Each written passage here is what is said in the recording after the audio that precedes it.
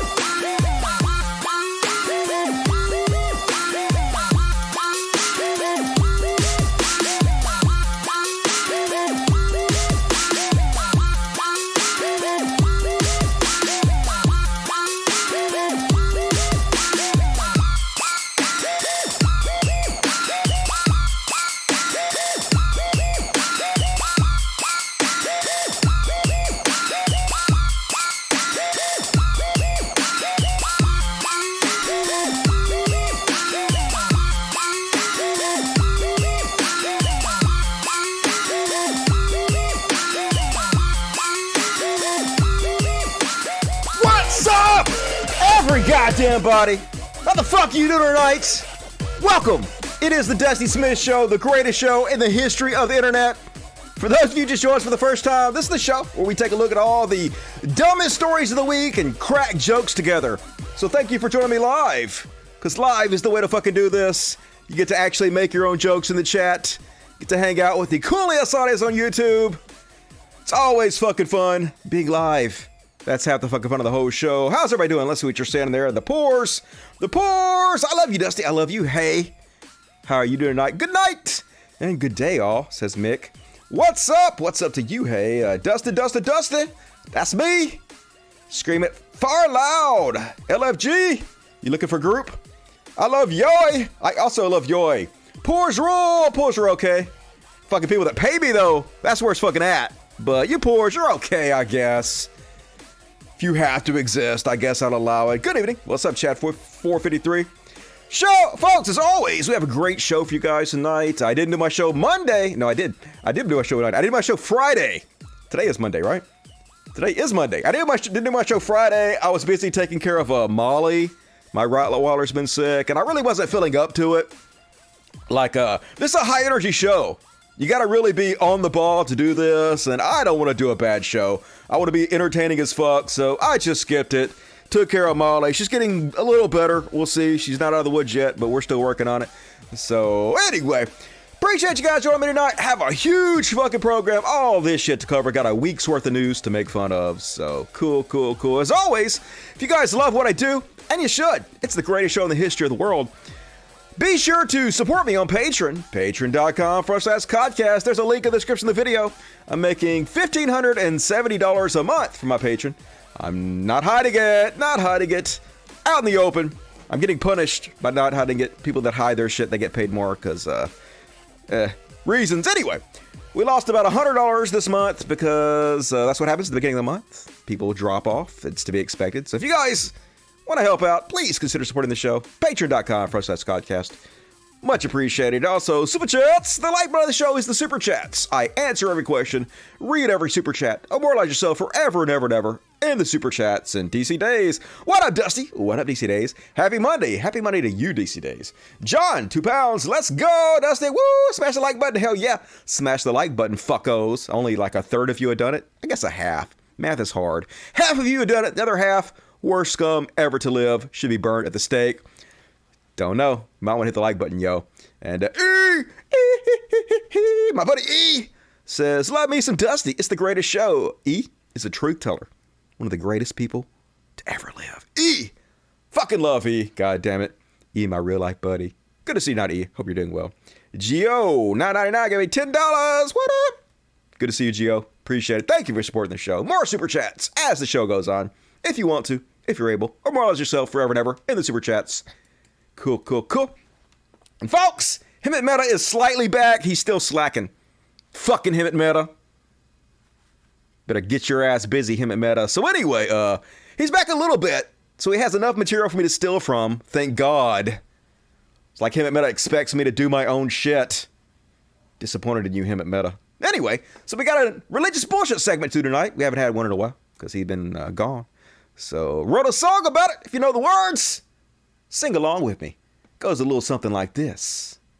Religious bullshit, religious bullshit, religious bully shit. It's time for religious bullshit. It is time for religious bullshit. Fuck yeah, nailed it. And first off, on religious bullshit, folks, they're giving the game away. They're telling you exactly how to play the religious game. Here's Hate Preacher going to tell you, hey, when something good happens, just give God the credit. When something bad happens, it's the devil. It's so simple. Anybody can follow this playbook. How to Religion 101 for Dummies. Explain it to us, Preacher. If you're ever in some sort of like Bible trivia class or, discussion, if it's bad, and just throw out the devil as an answer. If it's good, just throw out Jesus as the answer. It's so simple, folks.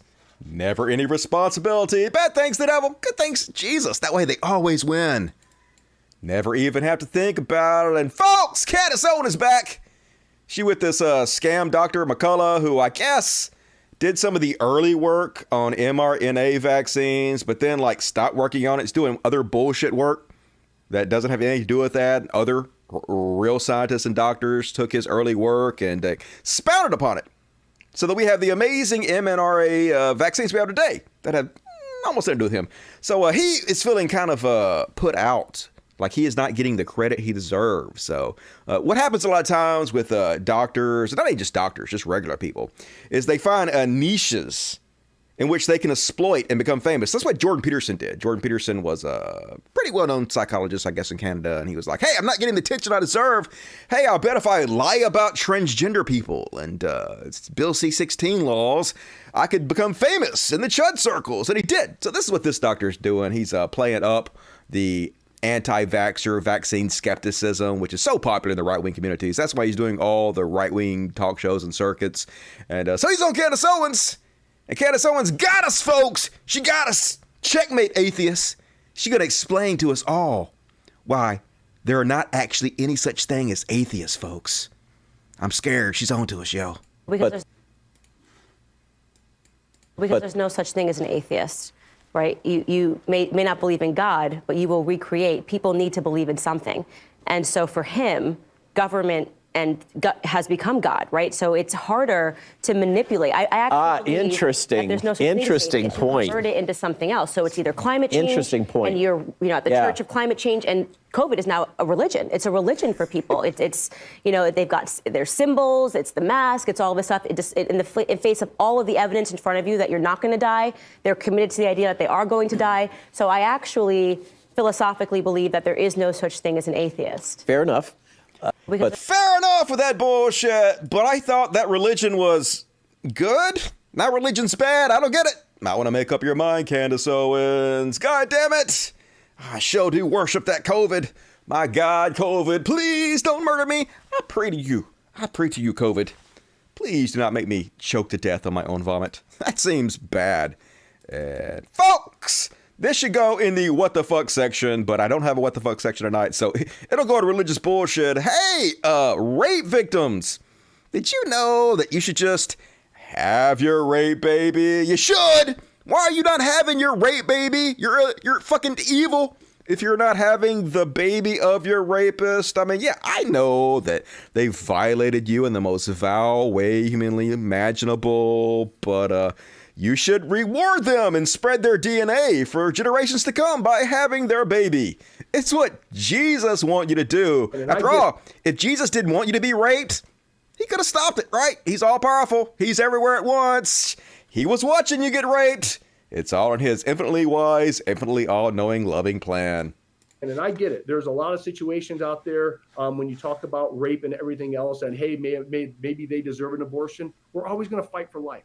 And I have a great personal story of one of my mentors.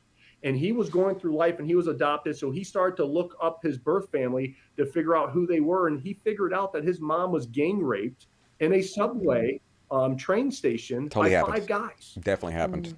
And it kind of tore out his heart when he found that out. But then he started to really appreciate and understand what his birth mother went through, that she had the courage to deliver him. And since then, since he was delivered, he has helped thousands of people be better versions of themselves. And so what we must start to focus on is not only to defend the DNA when it's created, but however, how about we start inspiring women in the culture to let them understand and know how heroic they are and how unbelievable that they are. That God put them in this moment and they don't know that little baby inside them may be the next president, maybe the next person that changes humanity, may get us out of the situation maybe in the future. We don't know that. So that is what we must do, is start to create that culture. And there's already a culture for that. Catholic Charities is a great one that they help these moms go through and deliver and give these kids up for adoption. I have lots of friends who have adopted kids because they can't have children naturally. And so we must always, always protect that DNA and allow it to have a voice. That's right, folks. The DNA, that's what's important. Hey, God put you in this position. You heard him say it for yourself. So don't go against the will of God. Have those rape babies. I mean, maybe your baby will grow up to be like the president someday. Little rape baby president, right? I mean, of course, maybe the baby grows up to be Hitler, or a mass murderer or something. But don't think about that, folks. Don't think about that. God wanted you to get it raped, and one of you had that rape baby. So I'm sure God wouldn't let bad people come about from rape, right? Protect that DNA. Yikes. Next up, what you guys hear about Pastor Greg Locke? Book burning. Yeah, because if history has taught us anything, is that the good guys burn books. Fucking love this dude. This dude, like, nothing against gay people. I love gay folks. Only problem I have was when you're gay and you pretend like you're not gay and shit on gay people because you're a hypocrite, which is what Greg Locke does. But Greg Locke, clearly gay, loves to fucking prance. And I got to hand it to him. Like, Greg Locke, he's a good entertainer. He prances and dances about on his little fucking stage, and he totally fucking gets off on it. He like a theater kid, except he using his powers for evil, not for good. Like supervillain Greg Locke. Anyway, here he is in front of his fascist cult, getting cheered on as he talks about the book burning they're going to have. Super cool, America. But this Wednesday, everybody say this? Prancing. Wednesday. Watch it. We gonna have a burning service. Woo! Yeah, we're the good guys. Oh, yes, you heard me well. We gonna send that mess back to hell where it belongs. We gonna have us a burning service. Woo! I mean a burning service. Woo! I don't care what Hasbro says. Fuck you, Hasbro. Ouija boards are a portal to hell. Definitely. Real life, yo. And if you refuse to get rid of one in your house, I can't help you. Who has a Ouija board? You burn them stupid healing crystals, what you ought to do. I don't think crystals burn. I don't care how mad you get. I ain't mad. You can fold your arms all you want. You keep hell in your house, but we ain't having it around here. I just got questions, dude. Burn that nonsense. You get rid of that New Age guru mess. What? Get rid of it. Tarot cards. Tarot cards? Some of you need to repent going these palm readers. Who the fuck is in Read your a church has Bible. tarot cards? Do not talk about my kids just won't obey, and my marriage is just a crap fest, and I come to church and I want to shout, but I got bondage, and you sit around binge watching Harry Potter. Who the fuck sitting around binge watching Harry Potter in 2022? What fucking adult going to your church sitting around goddamn watching Harry Potter? Yo. That's ridiculous. Woo! Fuck Harry Potter. I said it. He said it, folks. He brave. Look how brave We better he get is. some people standing up, or I know whose side you on, praise God. Yeah. I said it. Yeah, cult members, you better stand up and You cheer better for me. get rid of that Harry Potter mess in your house. Fuck Harry Potter. That is full-blown witchcraft. I mean, I support J.K. Rowling and her transphobia, but fuck Harry Potter and the witchcraft. It's witchcraft. It's witchcraft. Woo! Yeah, stand up. So, yeah, they burned some books, folks. They got together and they did a book burning. Totally cool. And, yeah, let's take a look at the whole book burning they did here. Desperate for attention. Got together with a bunch of fascists and they burned some books, yo.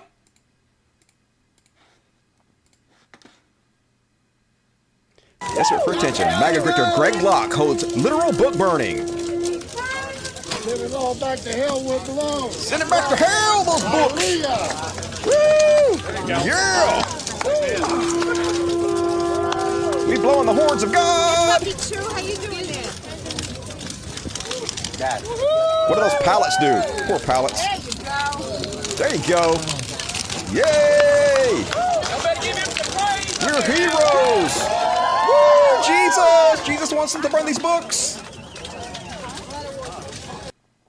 So amazing. But folks, lest you think he does not have a good excuse for why he's doing this, you will be totally wrong. Has a great excuse. Hey, how come no one calls out the Taliban when they burn books? That's right. I mean, yeah, I guess technically I'm comparing us to the Taliban, but don't think about that, folks. Don't think about it. We're not going to give up, because you know what happens? We've got all kind of death threats. We got people angry. We got people threatening to do everything you can imagine. Homeland Security, people calling us American terrorists, and Taliban, which, by the way, shall I say this about the Taliban? Did you know that Islam, they burn stuff in their religion, too, that they deem occultic, and ain't nobody doing stories about them, are they? Yeah, they do it, too. Fucking the terrorists do it. So why is it wrong when we do it? When terrorists do it, huh? Huh? Answer me that. Flawless logic.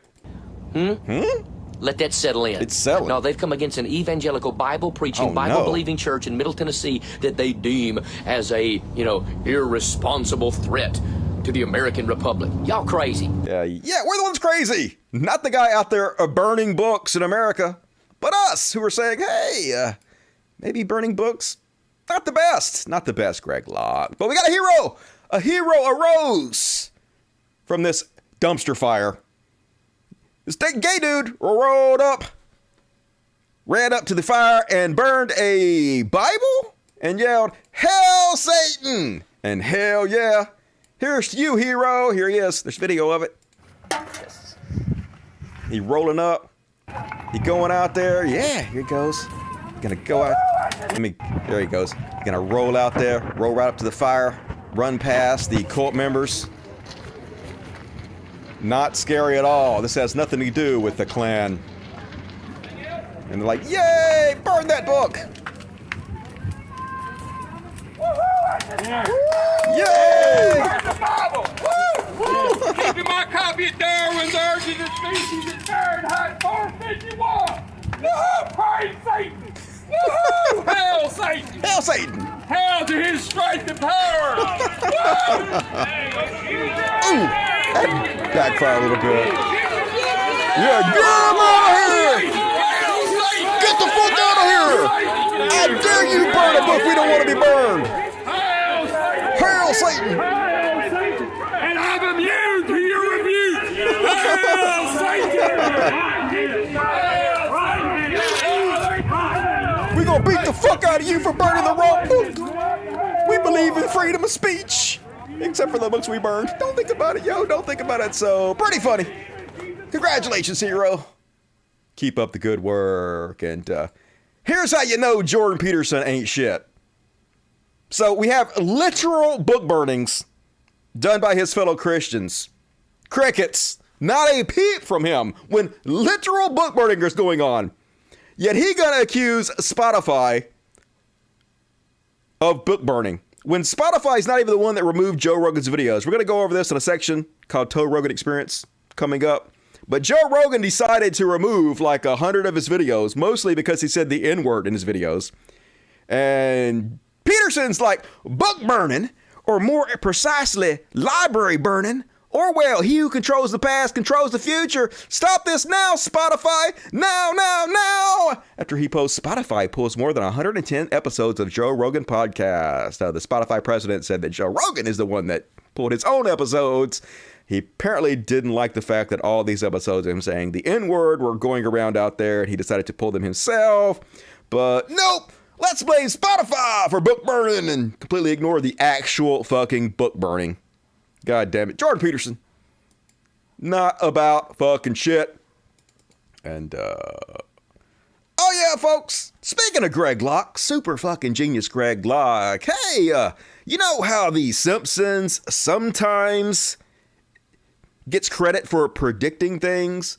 Usually it's like very loosely connected things. And a lot of times it's just straight up made up.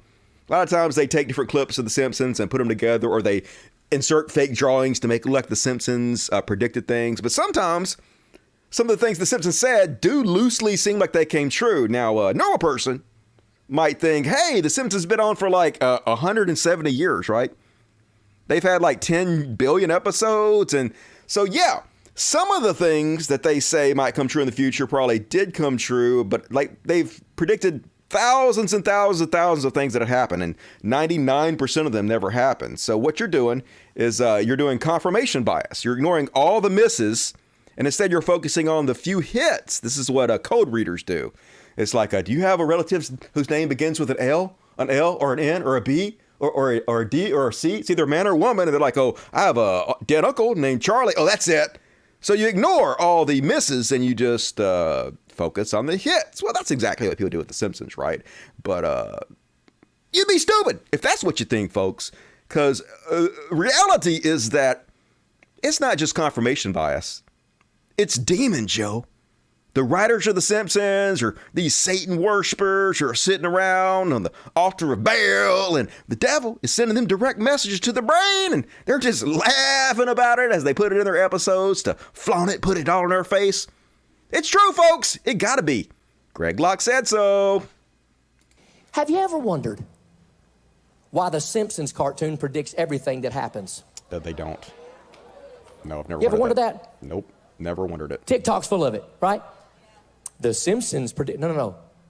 A demon used the medium of a Simpsons cartoon to make you think that this prophetic ability was natural, when in essence, it was nothing but supernatural. Damn. It was soothsaying the whole time. The whole time, folks, the whole time. Soothsaying. I gotta say, like, I'm not a big fan of The Simpsons, but holy shit, The Simpsons is cool as fuck. I did not know it was being transcribed directly from Satan. I gotta check out the new seasons, because this shit seems awesome to me. And the transformed wife, you guys know who this woman is. She makes her whole career by telling women, you better be submissive to your husbands. Hey, the Bible says, gotta do whatever your husbands say. They're the head of the household. You know, they're the man, and you're the woo man. Woo man, like in woo woo, shut the fuck up. I stole that joke. So, folks, you might be shocked to know she was asked the question, hey, you always tell us we have to be submissive to our husbands pretty much all the time, but what if our husbands want us to get vaccinated to keep ourselves and our families safe during the pandemic? Unsurprisingly, she's not too big of a fan on that, but wait till you hear her reasoning. She has flawless, logical reasoning for why you don't have to listen to your husband about this, folks. So should a wife, if a husband wants his wife to vaccinate and she feels all the things I mentioned previously, that it would be sinful for her to take it because she believes that they're completely wrong and harmful. This is my own opinion about that. I would say no, she wouldn't need to take it. And the reason I say that is because I tell women that they do not have to have anal sex with their husbands because that's harmful. They don't need to submit to things that are harmful to them. And if they truly believe that vaccinations are harmful to them, I don't believe they need to submit to that. So, first of all, no butt sex? What? And secondly, hey, what if a woman thinks that having to make sandwiches for her husband is harmful? What if she thinks all of the submission to your husband is harmful? Does that mean she has to do any of it? I don't know. Not very consistent, but hey, if you don't want to have butt sex, don't have butt sex, right? You don't need this woman's permission not to have butt sex, y'all. If you don't want to do it, don't fucking do it. And next up, I'll skip this one. Fuck this woman. Next up, folks, did you know the entire world is run by Satanists? That's right. Every president we've ever had, Satanist, atheist, every one of them. Name a single president who was not a public, just straight out atheist. You can't fucking do it. Name a single politician who was not just an outright atheist. Can't do it. All of our politicians, all of our leaders, all atheists all the time. At least according to the CEO of Gab, the founder of Gab, Andrew Torba, gonna tell us all, better be afraid. The atheists rule everything. Why don't we let them do this, y'all? This is a Christian nation. It's not. Like, why do we have a bunch of atheists and pagans in power and Satanists? right? don't. Has anybody ever asked that? No one has ever Why asked are that. we allowing our country to be ruled by atheists, Satanists, and pagans? This is a Christian nation. We have the numbers. And the sad part is that, like, Christians are voting for these people. This is insane to me. There's no hyphenated Christians here, okay? It's just Christian. Like, don't use hyphenated words. Like, Ben Shapiro actually put it best. He said, when you hyphenate a word, when you add a hyphen, when you add something in front of a word, it actually takes away from the real meaning of the word. It derives away meaning from the word. So no hyphen, no hyphenated Christians here. We are Christian. Christian. One word, right? One word, yo. Christ is king. Absolutely. Christ is king, yo. So stop voting for all these atheist presidents and politicians. Just saying, what's wrong with you Christians? Why are you voting for all these atheists? Psh, it's almost like this guy's full of shit, don't know what he's talking about, but gotta be true. And last up, folks, scam evangelist, Kenneth Copeland. You want to know how to get really persecuted? You know who the most persecuted people in the world are? People who have multiple airplanes. That's right, folks. Nobody has it harder than people worth $100 million that have a fleet of jets. And if you want some nasty books written about you, I can tell you how to do it. Prosper financially and get you an airplane. Here it comes, I mean. And then you get the second airplane and they come out of the woodwork. Then you get a fleet of airplanes and... Oh boy, yeah, hey, I just preached the teachings of Jesus Christ, who specifically told us over and over again, if you want to follow me, you have to sell all your stuff. Even said that rich people couldn't get into heaven. So yes, people criticize me for that, for me being a prosperity pimp that lies to you about the teachings of Christ in order to make myself wealthy, but I'm the persecuted one, yo. It's so hard being me. But there are things that have happened that would not have happened had we not had the aircraft to take care of the job. Yeah, it's all for good, folks. It's all for good. We're brainwashing people all over the world, so it's super cool. And all right, that's my religious bullshit. Hope you guys enjoyed it. Let's check the super chats real quick. I continue on. Dusty, I work at a library. If you get rid of books, what will happen to free speech and free thought that comes from reading books? It's scary. I know, right? Even though I think all the books are pretty much available on the internet, so it's hard to get rid of them forever now. Just glad you're okay, buddy. I was worried. Don't be worried. I'm going to live forever. Thank you. Good to see you, Michael. Chat 453. I find it so funny that I can be doing mundane things like laundry, yet these people are all huddled up in a building somewhere trying to cause me psychic damage. They hate you. They hate you for your freedoms, chat. And April S. gave me $50. Very generous. Thank you, April S. I haven't watched them live in a while. No forgiveness. Please accept my money as an apology. Okay, I forgive you. You are forgiven. Good to see you, not April S. Thank you. Very generous. Love you. Gary Stillman, cat food. Hell yeah. Cats eat so much. These fat bastards. Thank you for supporting them. Dusty, I only give you $2. Have to save some money. I understand. It all adds up, Curie Lover. I appreciate it. Good to see you, not the new greatest show on earth. Love for cats and dogs. Hell yeah. Cats and dogs. Pretty cool. Thank you, Linda. Dog and cat love. Thanks, Dusty. Thank you, Matthew. Hugs to the kitties and the critters. And this show is easily the best part of a Monday. I know. Best part of the fucking week. The Dusty Show. Hell yeah. Thank you, Jennifer. I was donating a memory of my dog, Rip Marvel. Hey, rest in paradise, Marvel. I hope there's an afterlife for dogs. Fuck humans, but dogs, hell yeah. Grio, 909, $10. Thank you, Grio. I already read that. Okay, cool. Let's continue on the show because there's so much more to cover. Already 30 minutes in, folks. And look at all this shit I still have to go. Hell yeah. Next up, gonna do some Chud Watch. It's to the theme of Star Wars.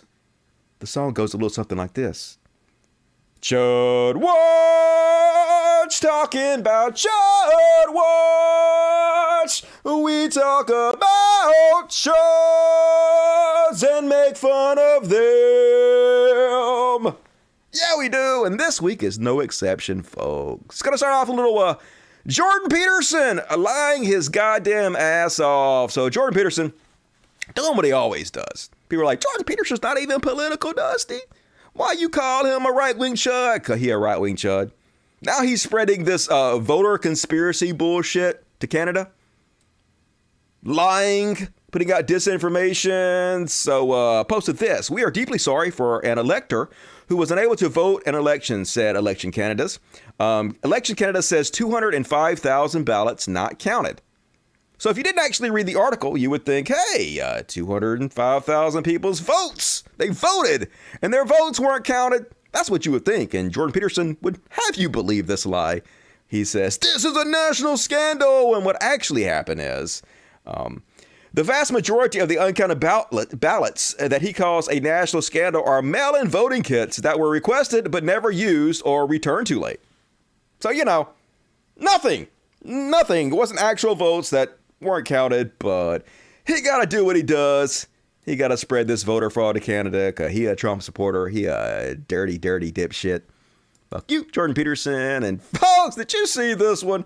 Holy God. So, Jordan Peterson was on the Joe Rogan show, and he was explaining why trans people exist. And you know why trans people exist?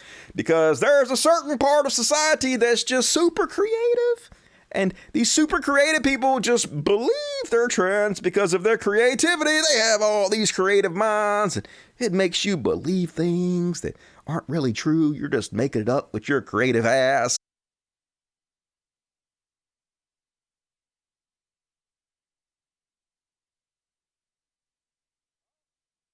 All right, folks, we're back. I guess I got booted. Hopefully you guys can see me right now. If you guys cannot see me, let me know, but let's see if it's still going here. Let me check it, make sure the stream is still going. Hi, stream, are you still going? Boom, do it. Yes, the stream is back up. All right, my internet dropped just a second. Gives me a second to tell you guys to like the video, fuckos. Do it. Do it. I don't know how much you guys heard. I was covering this Jordan Peterson misrepresenting his own research. I guess I'm going to skip the story since I don't know how much you guys heard. We'll go to the next, we'll go ahead and jump to the next subject matter. And Sean Hannity had Adam Carolla on there. Hell yeah, because he's got the genius guest on the #1 cable news channel in the world. Hilarious comedian, Adam Carolla.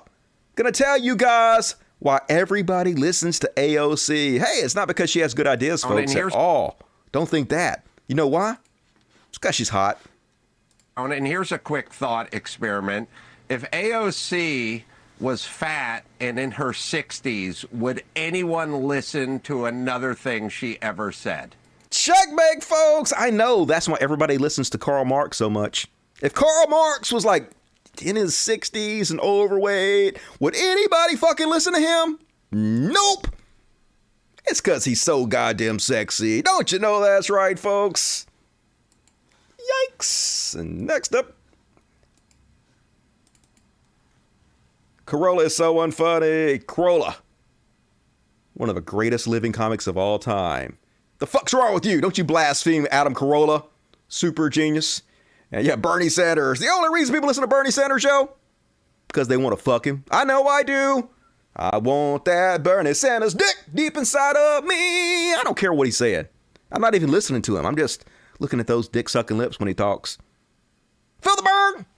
And folks, so we had a jobs report come out. And I guess they were expecting the numbers to be bad. And of course, Fox News gleefully rooting against America. They were giddy. Thinking these job numbers were going to be bad and they'd have some ammunition to shit on Joe Biden about. So here's before the job numbers came out. Spoiler alert, the job numbers came out and there were actually hundreds of thousands of more jobs than they were expecting to get. The jobs reports were actually amazing. Made Biden look really good. But here they were a few hours before the jobs reports came out, and watch how giddy they are at the thought that America was doing terrible, folks. And the next This should be in the fucking Beyond Parody section. The January job report will be released, and it could be the worst in years. The White House has been bracing for a bad number. It could be a loss of 300,000 jobs. How's the White House going to put a happy face on that? Wall Street thinks that we might see a loss of hundreds of thousands of jobs. It could be a morning of pain because just about... Look at him. It could be a morning of pain. Oh, it could be terrible for the American workers. People could be put out in the street and go hungry. It's awful. God damn it, they're so evil. It could be a morning of pain because just about 28 minutes from right now, the January jobs report is going to be released by the Bureau of Labor and whatnot. Projection is for an already low 150,000 jobs added, but ADP, the company that processes payrolls, says to expect 301,000 jobs lost. That would be a 500,000 job swing the wrong way. The Biden administration bracing for yet another economic bust. We're going to bring you the January jobs report soon after. Well, it didn't work out that way. The January jobs report just released, the U.S. adding 467,000 jobs last month. Yep. So they're pretty much crickets about that. They have to report it a little bit, but all the people they're giddy, they shut the fuck up real quick. They're not, hey, we were wrong. Good job, Biden. It's nope. Psh. What job reports? What are you even talking about? What is a job? Don't know. And speaking of job reports, the popular conservative account Cat Turd. Yeah, Cat Turd, a real account that has been reposted multiple times by Donald Trump. Because why wouldn't the President of the United States retweet Cat Turd? Well, anyway, he was also gleefully cheering for the demise of America. Expected job report, actual job report. That's right. Before it came out, look, expected job report, hot girl. But actual job report, hey, it's this trans woman. I gotta do transphobia and make fun of a trans person because I'm super cool. And then the job report came out, and it was good. So, of course, he took it well. And he was like, hey, I was wrong. I was stupid. I shouldn't have posted that. Good job. But no, just kidding. He posted over and over again, basically had a meltdown. Wow, there it is again. Joe Biden just created 1 trillion more imaginary jobs. 60,000 likes. Breaking! It's only been 30 minutes, but the magically Biden regime just created another 13 billion jobs. 10,000 likes. Breaking! Another 1.5 million imaginary jobs created by the Biden regime today. That's right, folks. Fake jobs! It's fake jobs, says Cat Turd. Taking it amazingly well. And did you guys hear about Facebook? Facebook had the largest loss in a single day from an evil corporation. $237 billion. They lost in one single day. I think Zuckerberg lost like 40 billion, something like that. Holy shit. And I think I speak for everybody when I say, good? Fuck Mark Zuckerberg. Fuck everything about this. Facebook is just like an outdated website. I barely even use it anymore. Like I advertise my show on it, and that's about fucking it. Does anybody really use Facebook anymore? It's kind of we've evolved past it, I think, right? But anyway, you want to know why Facebook is doing so poorly? The top performing link post by U.S. Facebook pages in the last 24 hours. This is how it is every day. Number 1, Breitbart. 2, Ben Shapiro. 3, Dan Bongino. 4, NPR. 5, Ben Shapiro. 6, Ben Shapiro. 7, Ben Shapiro. 8, Steven Crowder. 9, Ben Shapiro. 10, Fankergan. 9 out of 10 are conservative. This is every single day. I pointed this out time and time again. These are the same people that tell you, oh my God, Facebook has a left-wing bias. They're censoring conservatives. No, they've admitted the Facebook algorithm actually artificially inflates right-wing posts, sends millions of dollars every day to right-wing content producers, just like YouTube does. The YouTube algorithm does. It's specifically designed to reward conservatives, no matter how much they want to lie and bitch about it. So it's like, no wonder everybody's bailing from this failed platform. Hopefully, bankruptcy is in Facebook's future. I think it's a site that's outlived its usefulness. Fuck Facebook. Next up on the Chud Watch, Bill Maher. Who could have possibly have seen this coming? I covered this in the last show, folks. Bill Maher basically put out what is the equivalent of his Why I Left the Left video. And PragerU, they noticed, folks. And of course, they put out this video, basically, why Bill Maher left the left. Who's shocked? Raise your hand. Raise your hand to see. The people supporting Bill Maher now are the biggest right-wing propaganda shitheads in the fucking world. It's not me who's changed. It's the left. Oh my God, Bill. Imagine not changing for like 30 years. You know, when you're progressive, you're supposed to change. That's sort of the whole point. You evolve, you get new information, you grow as a person, and you change. Imagine bragging about being an old fucking boomer motherfucker and never changing. That's not a good thing, Bill. That's not a good thing. And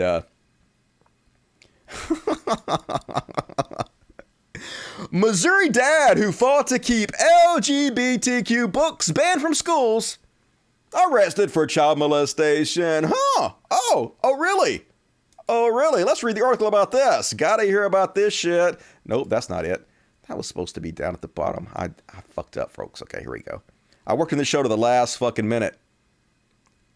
Where the fuck is it? God damn it. Stupid Dusty. I fucked up. I can't read you guys the story. Where the fuck did I put it? It's in here somewhere, folks. I fucked up. So anyway, basically, he molested kids.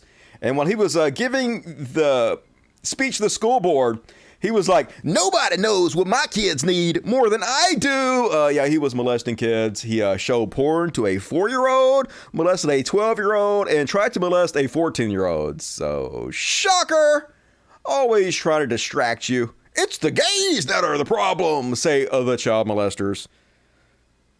Nobody's shocked. It's the way they fucking always are. And, all right. I'll come across that article later and share it with you guys. But that is my Chud Watch section. Hope you guys enjoyed it. Let's check the super chats real quick. Randolph Gallagher, $5. Thank you, Randolph. Everybody hit the like button. Do it. Do it, assholes. Jay West, $5. Thank you, Jay West. God tried to stop you and fail. Fuck God. Bring it, motherfucker. May his newly appendage touch you this week. Oh, yeah. Touch me with all your appendages. I wish that us was run by Satanists of the U.S. I know, right? It'd be great if they were run by Satanists, but it's not. Satanists are actually pretty cool. They don't actually believe in Satan. They just use it to mock Christians.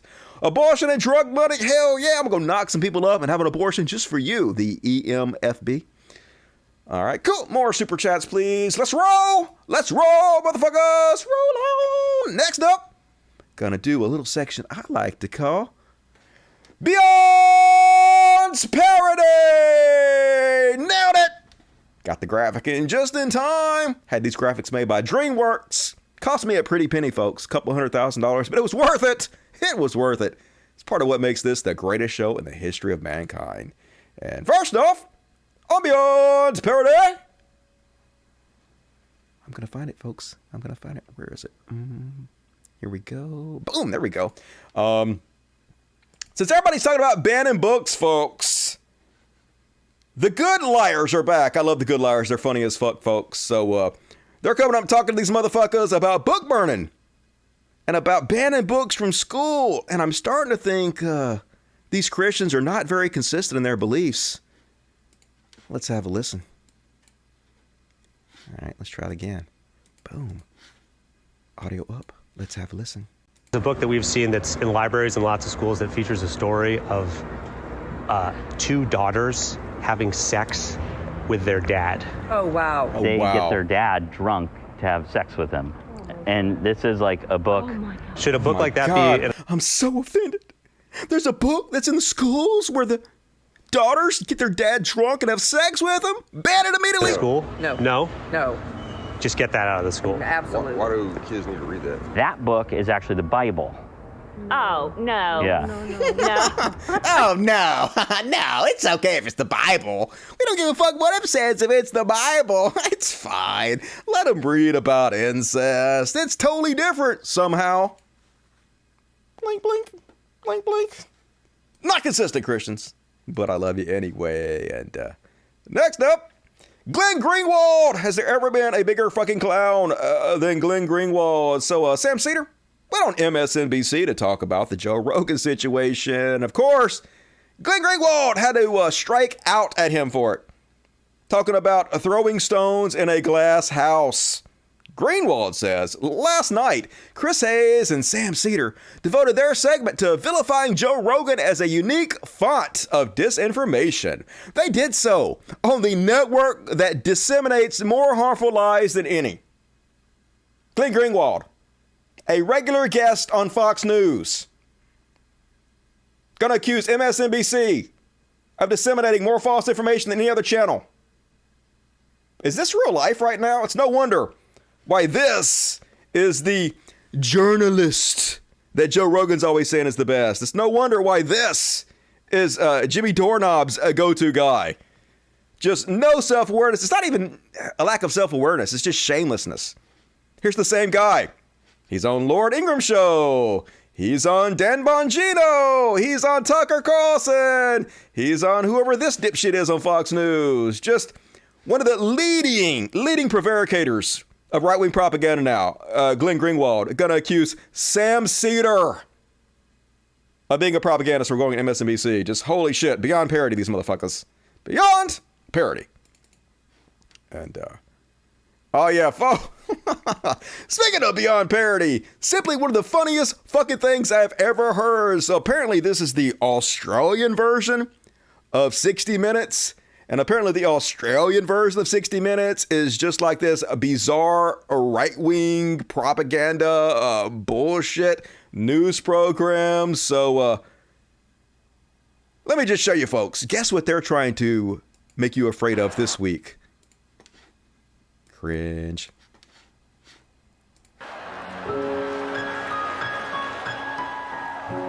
The stage is empty. There is no crowd. The silence speaks of not just COVID, but perhaps an even more contagious force: fear. Thanks to cancel culture. Cancel culture! Oh no! Comedians not allowed to say anything anymore because of cancel culture. Aren't we all so terrified, folks? Be afraid! Be very afraid of cancel culture. And, you know what the most evil thing in the world right now is? Critical race theory. It's true, folks. It's evil as fuck, but don't you dare ask me to describe it, because I can't do it. Are you concerned with critical race theory? Absolutely, it's gotta go. Do you think it's being taught in schools? It can be taught. No, yeah, it is being taught. And some schools are fighting it, so it's not there yet. But I can guarantee you, around the United States, it's in schools at a very young age, and it's very sad. Guarantee. Okay. It's very sad. Mm-hmm. It will change this whole country. What is critical race theory? What is critical race theory? Critical race theory is a lot of things. I've not done a lot of research on it, but there's a lot of things in it. The total race baiting teachings, help me out with the LGBT, I can't even say it because I'm dyslexic, that big. Don't worry. Yeah, they're teaching sex education to the kids. I mean, there's just all kinds of stuff with it. I'm not good on that one because I can't, get it. But I can't talk. I have no understanding of this subject whatsoever, but it's bad. I know it's bad, and apparently critical race theory is about sex education and the gays. Fuck you, gays, for teaching critical race theory to our children. Just saying. Pretty sure she knows her shit, y'all. Do the research. You haven't done your research. You have not done your research. Next up on Beyond Parody, folks. Did you know that Germany won World War II and they're now currently living on Mars? Of course you did! Everybody knows this because it's super true. You hear Elon Musk talking about us going to Mars. Mars has been colonized since after World War II.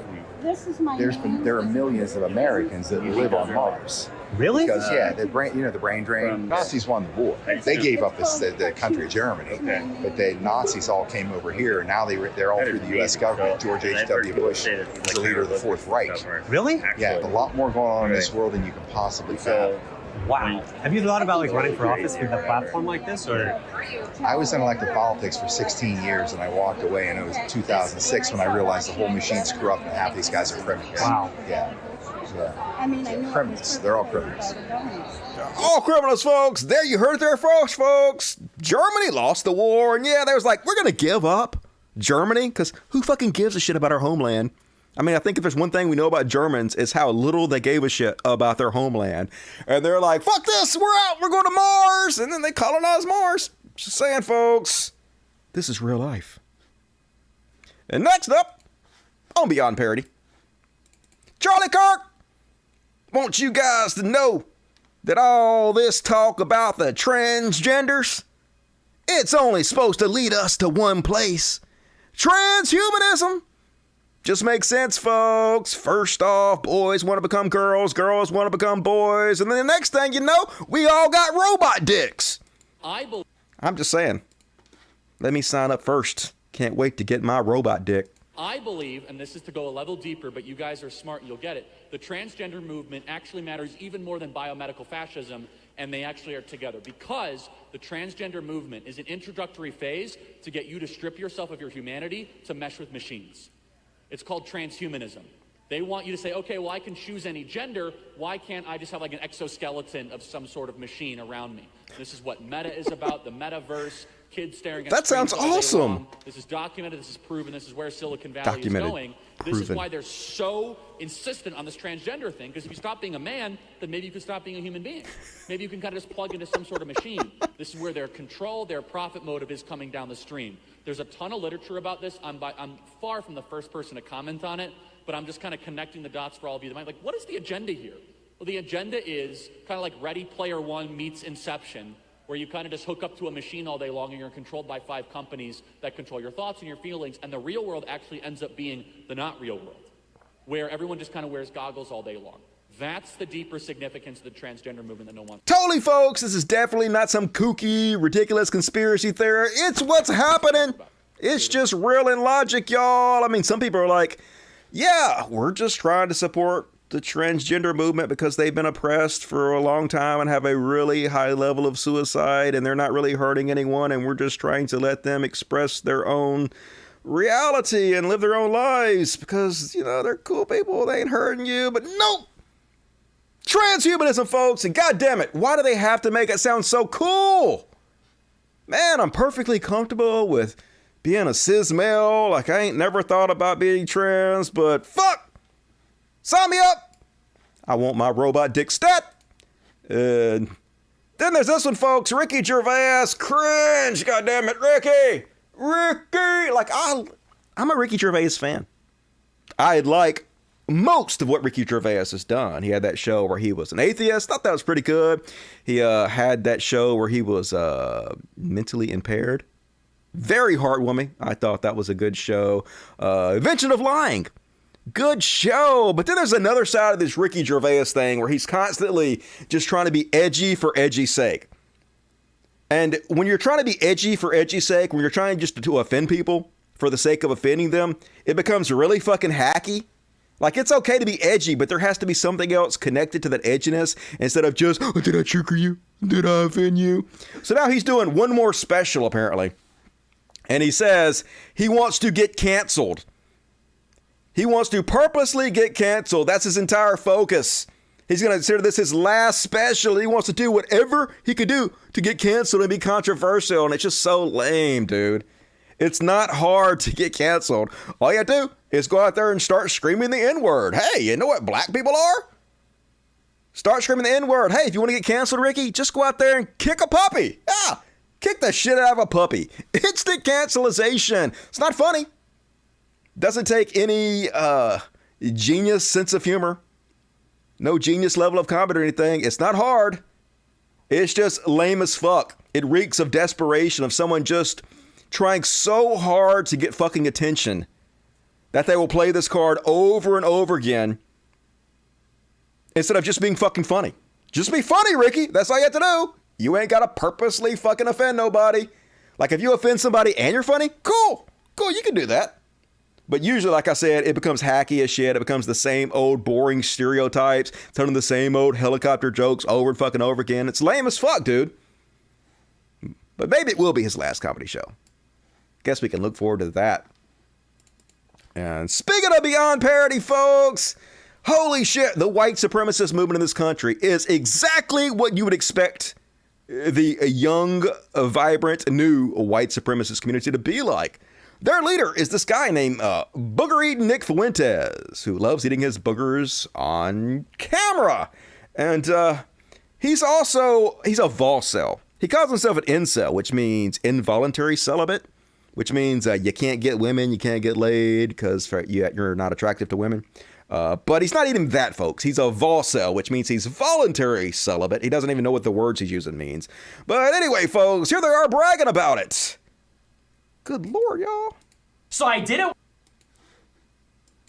So I did it once. I made my point. I proved my point, and now I'm good. Now I'm done. All right? Oh, yeah, fake cell. Call me a fake cell all you want. I'm an incel, all right? I know I'm an incel. My hero falls.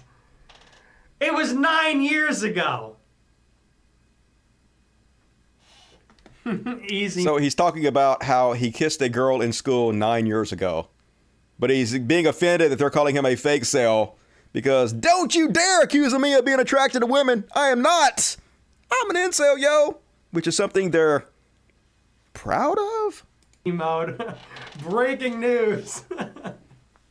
Fakest of the fake cell. Wannabe incel. But like I said, I didn't choose to not want to be in a relationship. I didn't choose that, okay? I'm a misogynist, and I didn't choose that. I didn't choose to be born. I've never touched a woman in my life. I'm stone cold to somebody.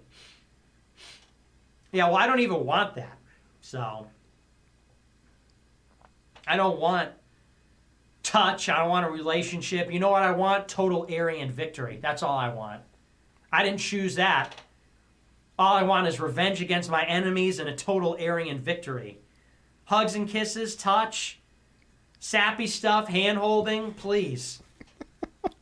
All I want is revenge and an Aryan victory for my people.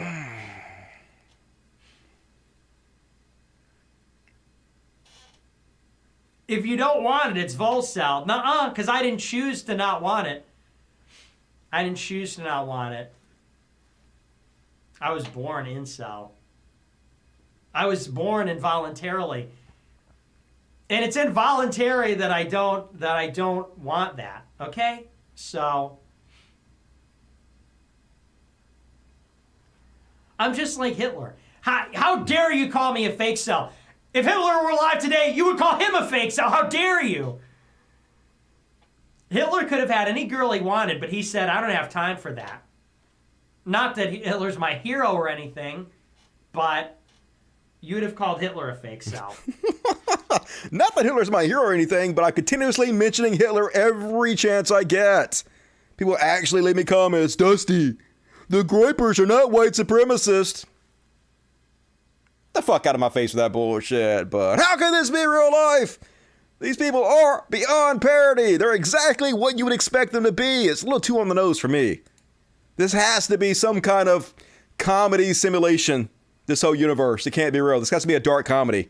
I just can't believe it at this point. And guys know who Jackson Hinkle is? He's one of these Jimmy Dore stands. One of these butt lickers, in a bad way, of Jimmy Dore. Supposedly he's on the left, but as I pointed out to you guys time and time again, this grift is as old as the internet. It's where right-wing shitheads continuously claim they're on the left, but all they do is spend all their time shitting on the left and ensuring that right-wingers take and maintain power. It's almost like they're doing it on purpose, almost like they're not actually leftist whatsoever, because if you're on the left, you would support the candidates who are going to be most likely to push progressive politics instead of shitting on those candidates continuously and ensuring that their Republican conservative opponents actually get elected and have power.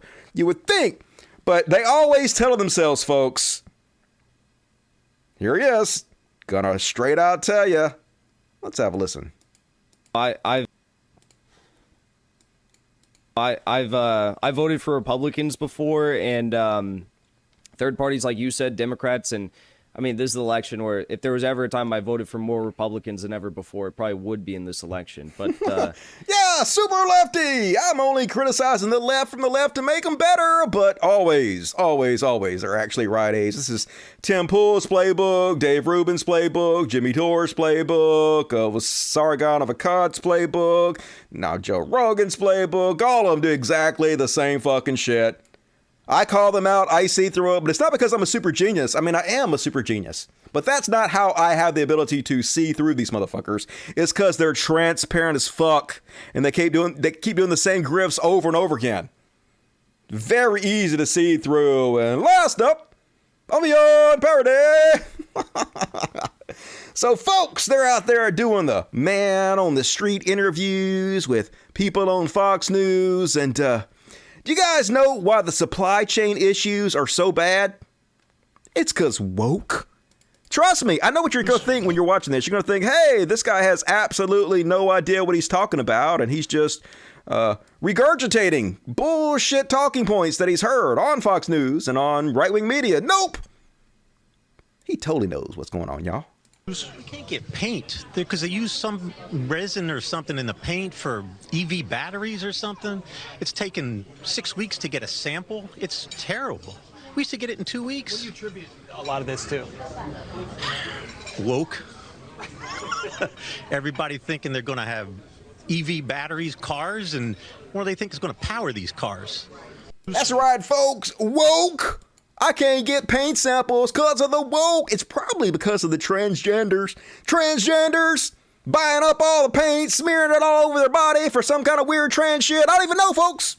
I just know it's woke. And everything that goes woke goes to shit. Beyond parody.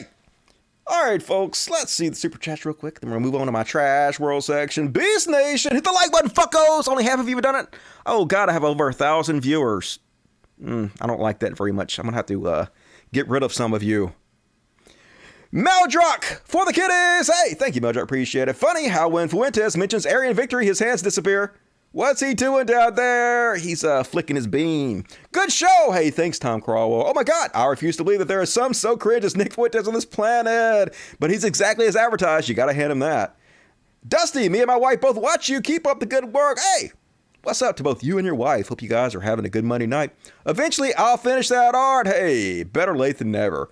Orion McFadden, here's a donation I used to give TJ Kirk because you're my new favorite YouTube atheist. Hell yourself. Hell, Dusty. We're going to talk about TJ Kirk in the next section.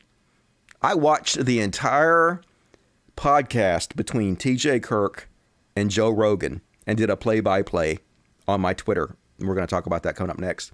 What game and TV show are you into right now? I'm still playing New World, although Lost Ark comes out tomorrow. And I'm probably going to play Lost Ark when it comes out tomorrow because New World, even though it's an amazing game, has the dumbest fucking developers in the history of the mankind that destroyed their own game. So what you going to do? Thanks for the show. Fantastic. Hey, thank you, Christine Fredrickson. Good to see you tonight.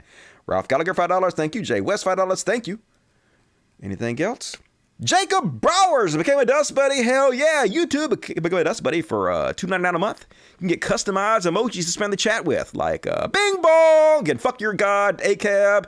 Spam the chat, folks. Show them how it's done. There's a button somewhere that lets you sign up to become a Dust Buddy. It's a great way to support the show, so do it. Do it. All right, let's move on, folks. Still got a shit ton of show. Might even do some overtime tonight. We'll see. We'll see how fast I can get through this shit. But next up, Trash World! Trash World! Dumpster Fire, Hellish Trash World! Trash World! And first off, on the Trash World, Brie Larson! No! No! Brie Larson was supposed to be the chosen one! Fuck! Fuck, I love Brie Larson. So hot. She's so hot, y'all. Brie Larson, so fucking hot. She's a good actress. She seemed like a decent person. Now she getting in on the NFT scams. What? What? Here she is. New profile. Got a Flower Girl NFT. Oh my God. Why? Why are you doing that, Brie Larson? And apparently it just wasn't her. It was her and who are the fucking rest of them doing this? What is the Goop lady's name? Oh yeah, here you go. Fuck. I can't even see which one it is. Anyway, disappointed, motherfuckers. They're just putting it in her eye. This is a scam, folks. NFTs are scams. I'm going to show you guys. Maybe I'll show it on the next show. There's a website that keeps track of all the NFT scams, and there are just so many of them. It's almost like this is just one big plan to dupe idiots out of their fucking money, and they're making billions. Literally, just the Bored Ape people alone are making billions of dollars. So a lot of this is like they're just giving them these NFTs, these celebrities, so that they can hype them up, and then the idiot, dumb money, gets in and buys them, and they can pump and dump. So they're basically ripping people off, and Brie Larson is a part of this now. Yeah, Gwyneth Paltrow, that's the one I was thinking. Fuck, it's just so goddamn disappointing. Come on, Brie. Be better. Makes you so fucking unlikable. And I thought I'd throw this in the trash world. Did you guys see all the new movies coming out on Netflix? It's like they're using some kind of random movie poster generator to create this shit. Look how terrible this shit looks. It's almost like these are fake movies that they made as a joke. Sack lunch, channel, death blow, prognosis negative, blip, the Hindenburg story. Oh, that sounds riveting there, Bradley Cooper. Punts de Leon, checkmate. Ooh, can't wait to binge watch Checkmate. I don't have a fucking Netflix. I actually do have a Netflix. I need to cancel my Netflix show. I don't have it for myself. Other people use Netflix. I don't use it. Boring as shit. And I don't know when this video was shot, folks. I don't know how old this is, but it's new to me. Apparently, the Nazis are back out in force in Arizona. And I don't know about you guys, but I'm starting to think these guys might be a little racist. I'd park and say that while we're here now. What are you fucking niggers gonna do now? Hi-ho! Niggers gotta go! You just stand there and grab your balls. They ain't got no balls. They lost them when the white man gave them up. Your mama. Jigaboo, jigaboo, where are you? Right in front of you, motherfucker. What you gonna do? Oh, poor baby. We right You here. fucking monkey. Your mama Let's go that. get up in your fucking tree. Why don't you go get out the tree, Nobody motherfucker? rattled your fucking cage, you fucking chips. Fuck you. Fuck you. How about that? That one there, you got way too many EBT Jigaboo, points. jigaboo. So, racism, dead in America. It doesn't exist anymore. We've moved past. We're a post-racist society, folks. Whew. And, folks, I am just disappointed. I'm so goddamn disappointed in this fucking country. This is just disgusting, folks. This is just fucking disgusting. So, it's a story about this burglar, about this fucking criminal whose mugshot is making women and I guess men horny around the place, around the country. Those eyes, that jaw, those lips. He's a convicted burglar who's now wanted for steal. Yeah, just gross. What is wrong with you? Glorifying fucking criminals? Is that what we're about in this country? I mean, sure, yeah, he does have piercing eyes and nice jawline. And, ooh, look at those lips. And he's got a pretty good head of hair, to be honest with you. And, man, he is kind of chiseled. But, disgusting! I'm disgusted at you guys. To be honest, I would only let this guy fuck me 4 or 5 times. Tops! 4 or 5 tops! Or bottoms. Whatever he's into. 6 or 7 times. Tops! Disgusting, America. Do not glorify criminals with their sexy asses. Look at those lips. I'm sorry, what was I talking about? Anyway, next up on Trash World, The Masked Singer. Did you guys hear about this one? So they're always doing this, folks. They're always trying to reinvent these evil motherfuckers, whitewash their backgrounds. Rudy Giuliani, just a year ago, up on stage calling for a trial by combat, whipping up the cult of Trump so they'll go try to overthrow the government and install a dictator. Yeah, remember that? Remember sedition? Remember all that bullshit? Well, apparently they trying to whitewash him, but they put him on The Masked Singer, because this is what they do, folks. Like Trump, he's going to be all over the place, The Masked Singer. No matter how evil you are, corporate America will always try to resell you, repackage you to the American people. I mean, it is a Fox channel, so I'm not that surprised, but disappointing, to say the least, in this goddamn trash world. And next up, so folks, we've been hearing about Spotify a lot and Joe Rogan, and I'm almost sorry I have to talk about Joe Rogan. I have a whole section about Joe Rogan coming up. And I apologize in advance, because I know a lot of us are kind of tired of hearing about Joe Rogan, but I almost feel obligated to cover all this because I'm one of the first person to break these stories. I am.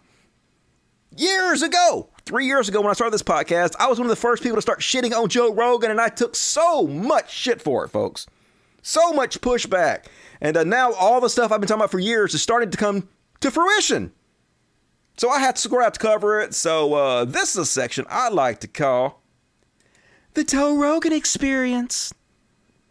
And some of you have messaged me and you're like, Dusty, how do you continuously see the future?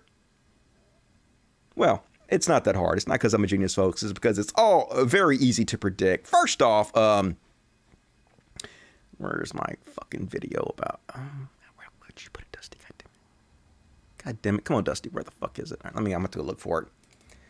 So you guys remember how I made these Joe Rogan videos not too long ago? And people were like, damn, Dusty, you call this shit spot on. Here we go. Remember this one? This is my first Joe Rogan video. The Joe Rogan experience. Man, I'm telling you, because of the woke mob and cancel culture, you're not allowed to say anything anymore. Especially if you're a straight white male. Dude, didn't Spotify just give you $100 million to say whatever you want to at all times in front of millions of people on the most popular podcast in the entire world? Jamie, pull up that video where that ape smoked some DMT and then ripped that guy in half. The Joe Rogan experience. The Joe Rogan experience. So exactly what happened now. Joe Rogan has been canceled, folks. Canceled. And by canceled, I mean he's been given $100 million to say whatever he wants to at all time in front of the largest podcast audience in the world. 11 million people. Super canceled. So first off, we're going to talk about Spotify a little bit. We've heard about how Spotify supposedly lost $2 billion in value in their stock when Neil Young decided to pull his songs from Spotify. Remember that shit? Well, I didn't know this, folks, but did you know since they signed Joe Rogan, Spotify has lost 47% of its value in the year they signed Joe Rogan? They've lost like $30 billion in total of value since they fucking signed Joe Rogan. So it doesn't seem like that investment paying off that well to me. Don't know. I'm sure there's a variety of reasons for this. But Joe Rogan don't seem to be helping at all. So you guys might remember that the last show, Joe Rogan had just come out with his apology for spreading disinformation about coronavirus. And he was like, oh, well, I fuck up sometimes and I'm sorry. I will try to do better. Well, not even a fucking day went by and he posted another article that misled people about COVID-19. Mr. I'm going to try to do better. He's so eager to double down and prove that he's been right all along. So apparently Reuters put out this article that turned out to be wrong. And Joe Rogan, not waiting, jumped right fucking on it to post this wrong article because it seemingly made him look like he was right all along. So he's like, well, look at here. Just in, Japan's Kowa, in partnership with Kitasata University at Tokyo Medical University, says ivermectin is effective against Omicron in phase 3 trial. No, they didn't. Turned out it was a mistranslation from Reuters, and Reuters really screwed up now. Wrongly reported that phase 3 clinical trial showed ivermectin was effective against Omicron, and then correcting the story after the damage was done. Correction. Japan Kawa says ivermectin showed antiviral effects against Omicron in research. Correct headlines and first paragraph to remove references to the drug being effective in treatment against Omicron in phase 3 clinical trial. So no human trials has not been proven to do any such thing yet. So apparently he deleted his tweet immediately. Because, of course he did, but so much for him doing better. Immediately fucking up Joe Rogan. And then, turned out that all of a sudden this week, over 100 episodes of the Joe Rogan experience was removed from Spotify. For some mysterious fucking reason, who could discern why? Not me, of course. I had no idea why they might have been removed. And they even removed the TJ Kirk video. Episode 746, TJ Kirk removed. February 1st, 2022. I even told TJ about it. I was like, TJ, damn. They deleted your episode of Joe Rogan. And he was like, I don't know why. It's not because of me. They left the other one up. I wonder why. And I was like, all right, well, I'm going to find out why. I am going to go listen to the entire episode of you and TJ Kirk Joe Rogan, and see what the fuck they deleted it for. There has to be some reason. So I did a live play-by-play as I was watching the podcast between TJ Kirk and Joe Rogan. Now, this podcast took place in 2016, right in the heart of the anti-SJW movement, and it was exactly what you would fucking expect. It was vintage 2016, anti-SJW 101. So first off, the show starts with a conversation on what's worse, puking or pissing your pants. Top-notch shit here. Now they are talking about what if farts were contagious, and when you smelled them, they made you shit. I'm not making this up, folks. Go listen to it for yourself. This is what they were talking about. Back to talking about puke again, like 3 solid minutes of talking about puke. Now they are talking about people who got colonics and have their shit professionally examined. Now Rogan is talking about how acupuncture has been peer-reviewed and proven. Now they're talking about the importance of changing your mind. This was actually the only good part of the whole show. Rogan rightly points out how silly the term flip-flopper is because it's used to try to mock people for changing their minds. Very good point from Joe Rogan.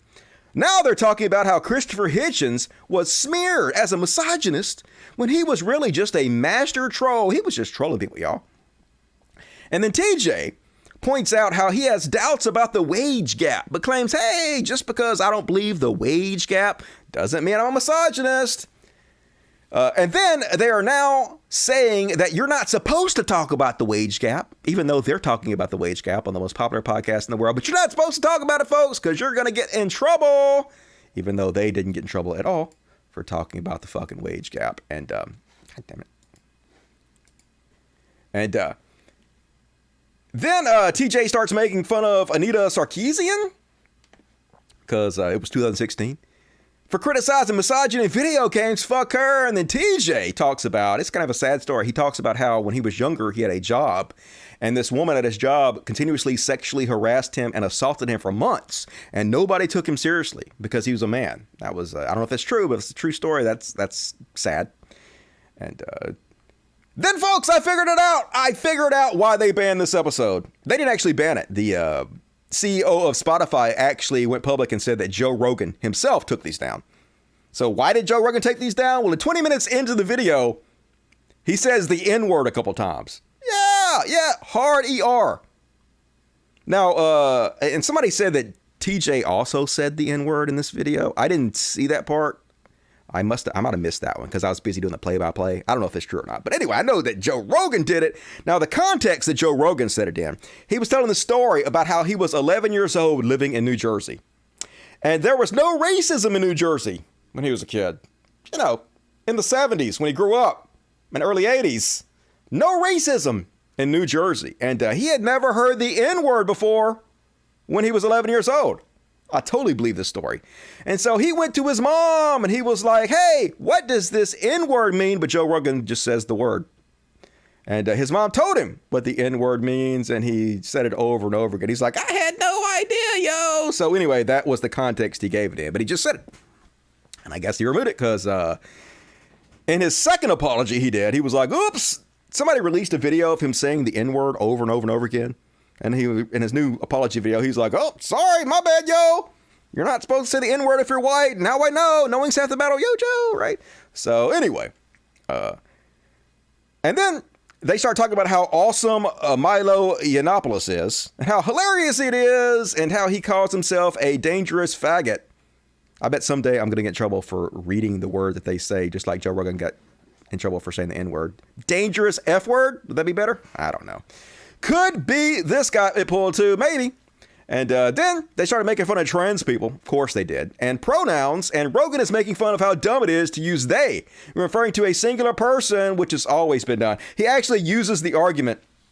He makes fun of the fact that people are pointing out, hey, even Shakespeare used they to be singular.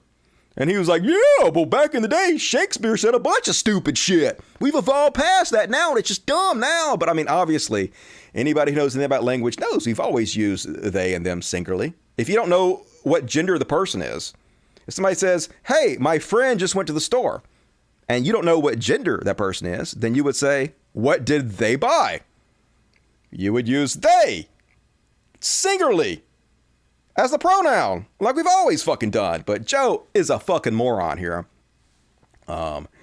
Still talking about how dumb pronouns are. They went on this for a long time because, like I said, it's just chud-ass bullshit. That's what Joe Rogan's show fucking is. He's a chud, and the vast majority of content he puts on a show is just chud shit. Joe is a complete idiot on this. It's the typical anti-HW conversation.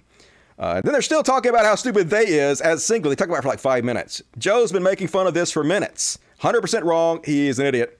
Now TJ talking about how Trump is using all his money to fund his campaign and not taking any money from big donors, which makes him like Bernie and not a Hillary, because Hillary takes money from big donors, which makes her part of the establishment. And according to TJ, Trump is just spending his own money. All of Trump's money is coming from his own pockets. He's not taking any money from big donors at all. So he's not part of the establishment. Yeah, that aged really well, didn't it, TJ? Literally, Trump spent zero of his own money. All of it funded by big fucking donors. Just ridiculous. Then Rogan now talking about how he liked Bernie Sanders because Rogan wants to legalize drugs. And sure, he thinks people deserve to be paid a living wage. But he thinks Bernie's tax plan is crazy as shit. Joe Rogan literally said this. If Bernie has his way with his tax program, rich people won't have enough money to buy islands. Go look, folks. He literally fucking said that. And then he said again that Bernie's tax plan is fucking crazy and he's going to have to raise taxes on the middle class. Basically, that's what they were doing the whole show, folks. They give little lip service to Bernie here and there, but the vast majority of the show politically was shitting on Hillary and praising Donald Trump. Anybody who listened to this episode would be more likely to vote for Donald Trump after walking away from it.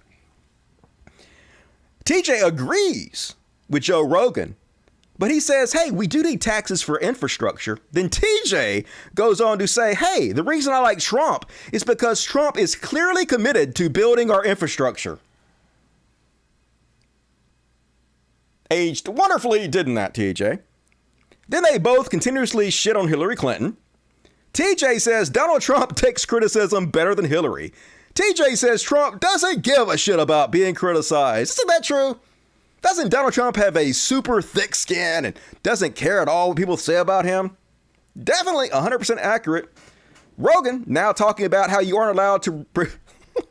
Not making this up, folks. Rogan started talking about how you're not allowed to prefer white women over black women because you'll get accused of being racist.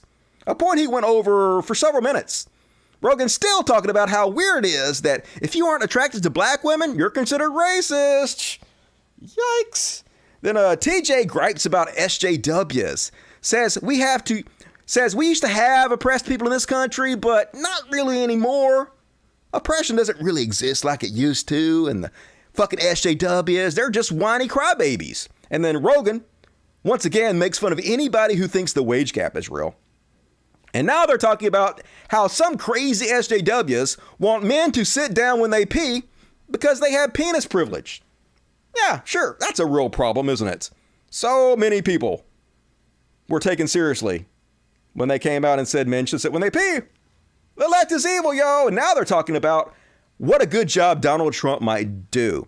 TJ says he thinks Donald Trump will rebuild our infrastructure, and he likes that Donald Trump takes a tough stance on China.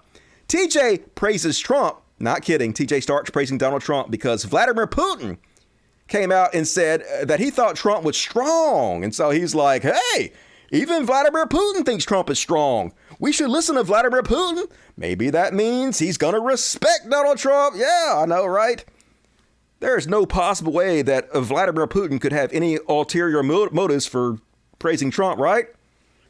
Super genius. And now they're talking about how Obama did not deserve credit for improving the economy because the economy is cyclical and would have came back regardless. Yeah, fuck Obama, right? Let's praise Trump. Fuck Obama. And then Rogan starts complaining again about how they removed Milo's check mark, to which TJ agrees was a tragedy. Can't believe they removed Milo's check mark. Definitely something worthy of talking about on the largest podcast in the world. And that was pretty much it, folks. It was vintage 2016.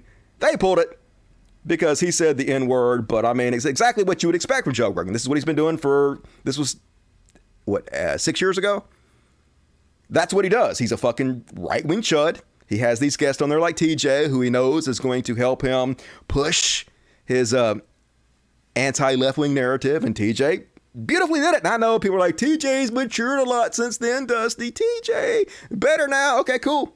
But he was definitely doing this shit then. He definitely went on Joe Rogan, the largest podcast in the world, and made it more likely for people to fucking vote for goddamn Donald Trump than Hillary Clinton. That shit happened. Remember all the shit I took for calling this out? Remember how much fun they made fun of me? Fuck these guys. And so then Spotify comes out and admits, yeah, Joe Rogan decided to pull lots of his episodes after a video was released showing him saying the N-word over and over again. Not only are some of Joe Rogan's comments incredibly hurtful, I want to make clear that they do not represent the values of this company, but your company is paying $100 million to the guy who did all this, and you're keeping him on your platform. So I think it represents your values perfectly well, folks. And then, so after this video of Joe Rogan saying the N-word went viral, the videos that I had been sharing, just because you guys know I love to show the shit world of the goddamn, the dumpster fire of the goddamn world. How much trash this world is, right?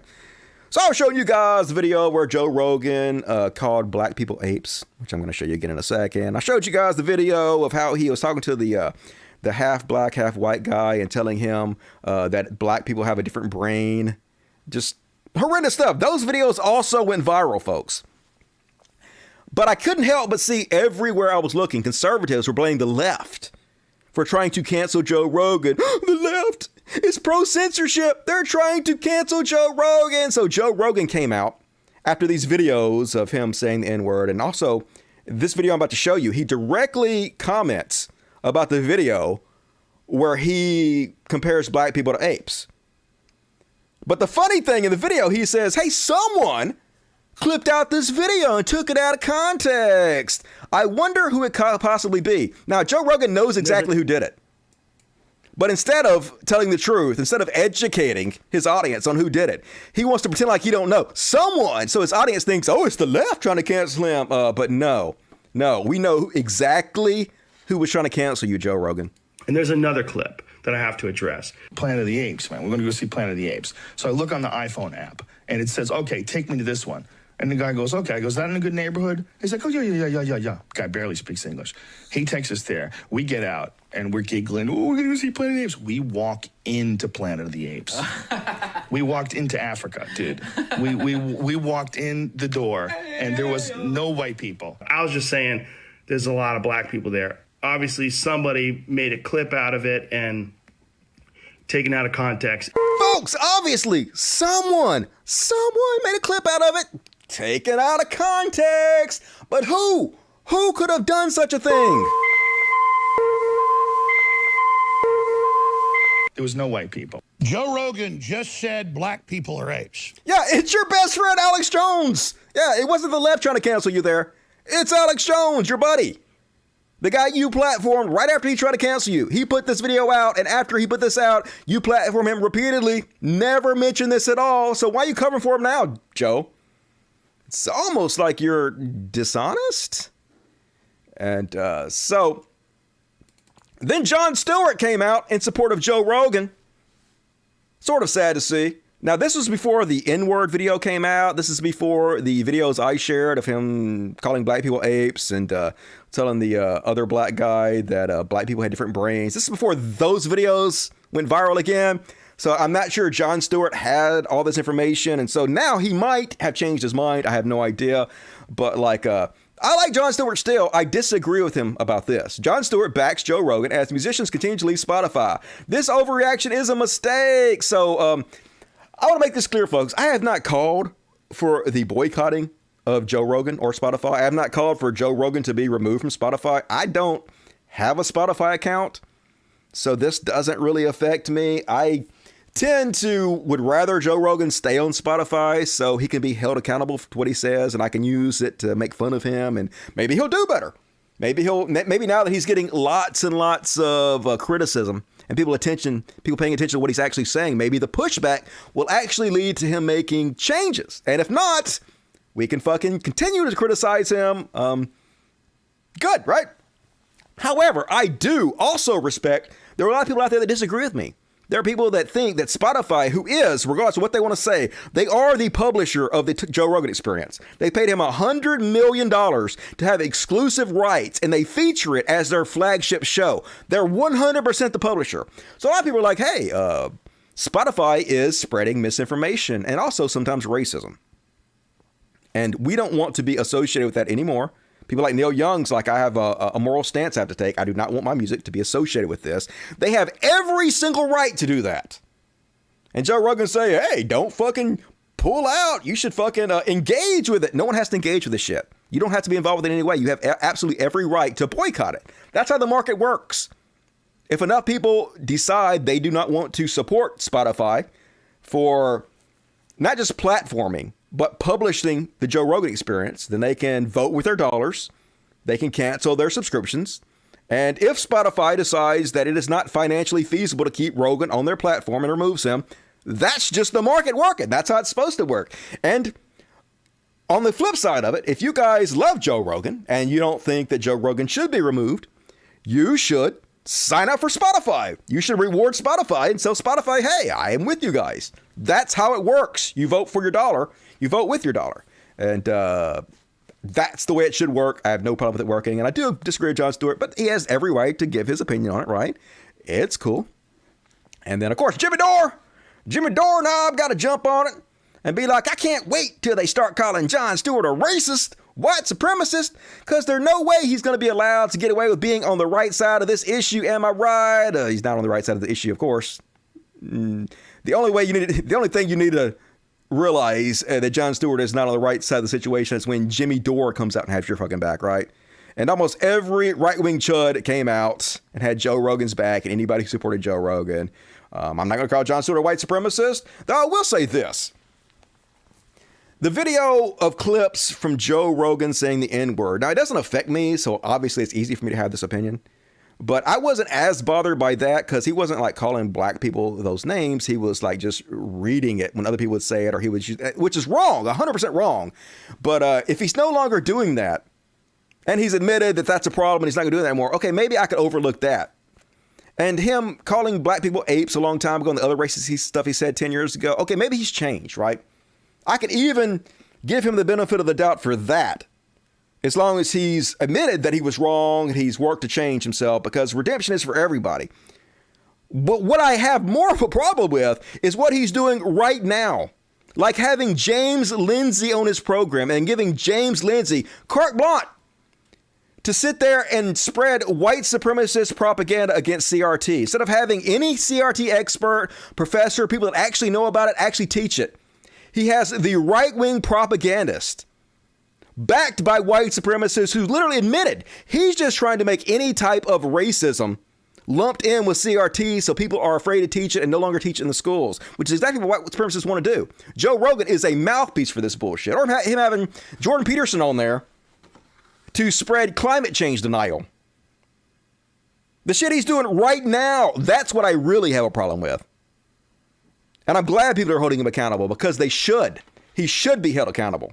You can't tell us, which his stance literally do all the time, how he is now more popular than all the cable news network combined, and then get mad at us for holding him accountable. Incredibly powerful people should be held accountable. But then The Rock decided to jump in the fray. I usually like The Rock, but The Rock kind of a fucking moron. Never misses an opportunity to try to make money, The Rock. The Rock got to be worth, what, hundreds of millions of dollars? Yet he's still trying to find an opportunity to get a free commercial, get some free advertising for his tequila company. He reposted Joe Rogan's apology video. This is before the N-word stuff came out. This is before the black people are ape stuff came out. Well, it was already out, but before it went viral. The Rock said, "Great stuff here, brother. Perfectly articulated. Look forward to coming on one day and breaking out the tequila with you. Yeah, I know I can go on Joe Rogan show and get 11 million people to see a free advertisement for my shitty tequila," says The Rock. Never enough money for these greedy motherfuckers. And so then they were like, yo, Rock,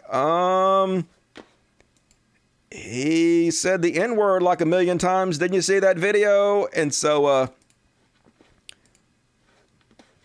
somebody told him directly, "Dear The Rock," this is Don Winslow, "you're a hero to many people, and using your platform to defend Joe Rogan, a guy that used and laughed about using the N-word dozens of times, is a terrible use of your power. Have you actually listened to this man's many racist statements about black people?" And then The Rock was like, "Oh, shit." So he came out and said, "Dear Don Winslow, thank you so much for this. I hear you, as well as everyone here, 100%. I was not aware of his N-word use prior to my comments, but now I've become educated to his complete narrative. Learning moment for me. Mahalo, brother, and have a great and productive weekend. DJ." So apparently, he's now distancing himself from Joe Rogan, which, good. Yeah, you should. You should have been more educated on it to begin with, but at least you're distancing themselves now from him. So exactly what you would expect has happened. The same people who claim they're against cancel culture, even though I showed you it was right-wing Alex Jones who put out the video of him calling black people apes to try to cancel him. They're always bitching about, oh my God, the left is always taking old clips or old tweets and trying to cancel people over it. That's why they're evil. So immediately, the right goes out and finds old clips of The Rock to try to shit on him with because he dared distance himself from Joe Rogan. So here's the one they came out and found. Here's the quartering. Shitting on The Rock because 10 or 15 years ago, he played sort of a racist character in the WWF. The recording says, The Rock, Joe Rogan is racist because he said the N-word in context. The Rock didn't say that. Also, The Rock, and here's the old clip they're pulling up to try to cancel The Rock now. If you need even further clarification, let The Rock tell you in Chinese. Uh-oh. Chinese? Jing bang ding dong, he's stone cold aye. So, yeah. Racist till Rock is racist. So, it wasn't just that, though, folks. The Walk, yeah. Even Donald Trump Jr. getting in on it. This is what they're going to do to you, Rock. If you don't toe that Republican line, they're going to find whatever they can to cancel you with. So, Don Jr. drags up this 11-year-old tweet The Rock made, which is a horrible tweet, in order to cancel The Rock, where The Rock basically is transphobic.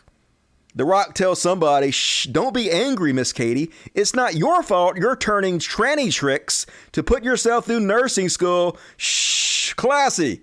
Super classy, Rock. I guess he deleted this tweet, but yeah, bad look, but like they always do, the hypocrites gonna do exactly what they claim they're against. Find old tweets to dare cancel you with. Donald Trump Jr. says, wow, The Rock, you can't just try to quietly delete transphobic attacks without giving a groveling apology and expect to ever work in Hollywood again. Do Under Armour, Ford, Apple, Netflix, and the rest of his sponsors, partners agree with this hateful rhetoric? So yeah, they're tweeting to his sponsors to try to get him canceled because hypocrisy, that's what they do. So of course, Caitlyn Jenner, horrible Caitlyn Jenner jumps on it and says, the double standard is real at The Rock. I love you, but come on, dude. Let's be real. Cancel culture's got to go. Use your platform. At Donald Trump Jr., thanks for highlighting. Yeah, hey, thanks, Donald Trump Jr., for doing cancel culture. Cancel culture has got to go, and it's evil. So thank you, Donald Trump Jr., for doing it. Super cool. You're the one who's a hypocrite. And then these videos, I kind of showed you guys these videos before, but I'm going to show it to you again because these are the next ones that are going to go viral again. I predicted the other ones that went viral, and these are the ones who are next. So you guys know Joey Diaz.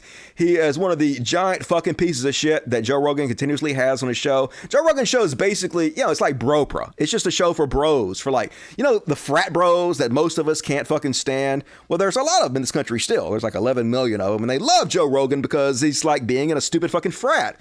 So here's Joey Diaz explaining how he only gave stage time to female comedians if they would agree to blow him. While Joe Rogan laughs giddily at his friends, I don't want to call this sexual abuse, but sexual abuse? I had girls sucking my dick and giving me coke from Chewy. You think I'm fucking kidding you? Fuck yeah, you gotta suck my dick to get up in the belly room. I'll make a call for you. That's the fucking gateway into coming to Hollywood. Everybody knows that. How many girls did you have do that? Oh, 20 of them. I had this little blonde open mic chick dog that used to come up to the Comedy Store with a 20 and just take me up to the belly room and suck my dick, then go do her set. She was tremendous. Wow. She finally freaked out. When she got to Hollywood, Bill, she was beautiful. And when she left, she had dirty fucking, her nails were dirty. And then a year later, she wrote me a letter to the Comedy Store. You cocksucker, you broke me. I kept shooting sperm balls in her fucking ear ball. Every time she went down, vaya pa la pinga. It ain't broken till... Why the fuck are they laughing about that? This is a horrible story. She wrote you and let you know how your behavior negatively affected her life, and this is funny? So they're just trash, folks. They're fucking trash. And so Joey Diaz, same guy. This wasn't too recent. This is after not the last Joe Rogan apology, but the one before that, where Joe Rogan was apologizing for something else. Here's Joey Diaz going public and just being transphobic as fuck. Garbage human. Yeah. Poor Joe Rogan. He put the apology up. They would tell him go. He was saying that's hard for my dog. Yeah. My heart goes out to him. He had to put an apology up and shit. I guess things were good things were good in the basement, dog. Once you take that Spotify money, you got to start apologizing and making believe you care about trannies and stuff. You know what I'm saying? Now he's got to go to a tranny parade and donate $10 every month. Don't play it. Any day now, you'll see Rogan hanging out with trannies down in Austin, jumping up and down. You know, the poor guy. That's what happens when you get that money. When you cash that big check, you got to watch what you say. Aren't you lucky you're independent now? You guys were upset for a couple weeks. Nobody wants to give us any money. Did you see him? He's got to do the apology. My name is Joe Rogan. I can't go kill deer no more. He can't do nothing no more. So that's what Joe Rogan show has always been, though, right? He has a right to have whatever show he wants to, and we have a right to criticize it. We have a right to point out how chuddy and embarrassing his show is, right? That's how this whole free expression thing works. It's not free speech, because generally we're talking about free speech, we're talking about the First Amendment, and it only applies to the government. We're talking about free expression. So yeah, he can have his show, he can say this stupid bullshit, how awful, and we can talk about how awful it is, right? But the hypocrisy still going on, folks. Here's Bridget Gabriel. She like, cancel culture has no place in America. Defend freedom. Evil cancel culture. You can't cancel people for the things they say. The very next day, Whoopi Goldberg should be fired. Cancel Whoopi Goldberg. Cancel culture, the most evil thing that has destroyed our country, but we love it. We love it. More cancel culture all the time, because it's not cancel culture when they do it, folks. And of course, every right-wing shithead and their dog came out to suck Joe Rogan's dick. Just what you expect. He has a chud-ass show. Appeals to chuds. Dan Crenshaw, I'm with Joe Rogan. Yeah, no fucking shit you are, dude. Shocker. And they're all pretty much saying the same thing, folks. Never apologize. That was Joe Rogan's mistake. You don't apologize, folks. I mean, first off, what if Joe Rogan was actually sorry? Like, if you're actually sorry, like if you think about what you've done wrong and you feel bad about it, you don't actually care if people accept your apology or not. You want to apologize because you want to correct the wrongs you have done, right? And get that off your chest. It has no basis on if people accept it or not, or if they shit on you for it. That's not why you apologize if you're sincere. But Tim Pool, the most popular conservative influencer on all of YouTube, Tim Pool. Rogan, caving won't help or save him. He's seated now twice, apologized, and deleted 71 episodes. Joe is making everything worse. Terrible PR. The left will now push twice as hard and use this as proof. Blair White, the only thing Joe Rogan did wrong was apologize. Yeah, right? Isn't that the only thing Joe Rogan did was apologize? Starting to think these might not be very good people. Matt Walsh, nobody is offended by anything Joe Rogan said. I think you might be wrong about there, Matt Walsh. I think there are people who are offended by Joe Rogan calling black people apes, saying black people have different brains than white folks. spreading medical misinformation, spreading climate change denial, spreading right-wing white supremacist talking points about CRT. Some people, are a little bit offended by that, but nah, nobody is a victim. They went digging for the offensive comments, and by they, he means Alex Jones. They're happy to have found them. That's why these damn vultures deserved a middle finger, not an apology. Rogan owes them nothing but contempt. Super cool. And then Crystal Ball. Trash ass Crystal Ball is like the eclectic group of Joe Rogan guests who were pulled from Spotify. Just shows you this censorship shit isn't about left or right. It's about Joe Rogan pulling episodes of him saying the N-word, Crystal. It's about an authoritarian push for complete control over speech. They hate Rogan because he's not controlled by corporate media. I mean, it's funny how big tech is an evil boogeyman. Sometimes when they need it to be for their narratives. And then other times, big tech is the alternative to big media that everybody's scared of. Like Spotify is 100% big tech, dude. We don't hate Rogan because he's not controlled by corporate media. We hate him because of the things I've outlined. The racism, the spreading of white supremacist talking points, the spreading of disinformation about COVID, the disinformation about climate change. Real world stuff that actually hurts the world. Of course, shoe on head. Jumping in with all her right-wing buddies. Always wrong. A bad take machine, Shoe on Head says, him apologizing was such a mistake. Yeah, isn't apologizing the mistake, folks? I mean, maybe he felt sorry for what he did, but never apologize. The people who are outraged will never, ever stop. They will never be happy until he's some squeaky clean, bubble-wrapped, DNC-approved little baby show. I don't know why he capitulated. Is that true? It seems like I was controversial for a bit. I said racist things. I said the N-word. In a video, I called myself the N-word repeatedly. And I have a very left-wing audience that has forgiven me, that is supporting me right now. And is my show a clean little baby rap, DNC-approved, squeaky clean? Is that what I do? No. My show, I mean, it's not edgy just for edgy's sake, but there's some edge to my show. It's not clean. I'm dirty as fuck with my robo-dick. Just saying. You might be a moron, Shoeonhead. Just saying. Not very well thought out. And of course, Shoeonhead right there with Candace Owens, who says, look at me. I'm the mainstream now. You're right. I actually agree with Candace Owens. Joe Rogan is the mainstream now. So is it okay if we criticize him? Since he's got more ratings than CNN, NBC, and Fox News combined, is it okay if we hold him accountable for the misinformation and bullshit he spouts on his platform? Or is that not okay? Is that a violation of free speech? I don't know. What are the rules here? What are the rules there, Candace Owens? And then they put out this list. Right-wing guest compared to left-wing guest. And I don't even totally agree with this list at all. I mean, they left out some left-wing guests they could have put on here. They left out some right-wing guests they could have put on here. But when you're talking about politics, people who are likely to get political, it's like 10-1 the amount of right-wing guests he puts on to spread his narratives, his chud-ass anti-SJW narratives, right? And even the left-wing guests he gets on there, like Cal Kalinske, never push back against his bullshit. They pretty much go along with it because they're just little simping weasels who love the fact that Joe Rogan has them on there and it makes them tons of fucking money, right? But the funny thing about this is the people arguing that Tim Pool is not on the right. Tim Pool is actually a leftist.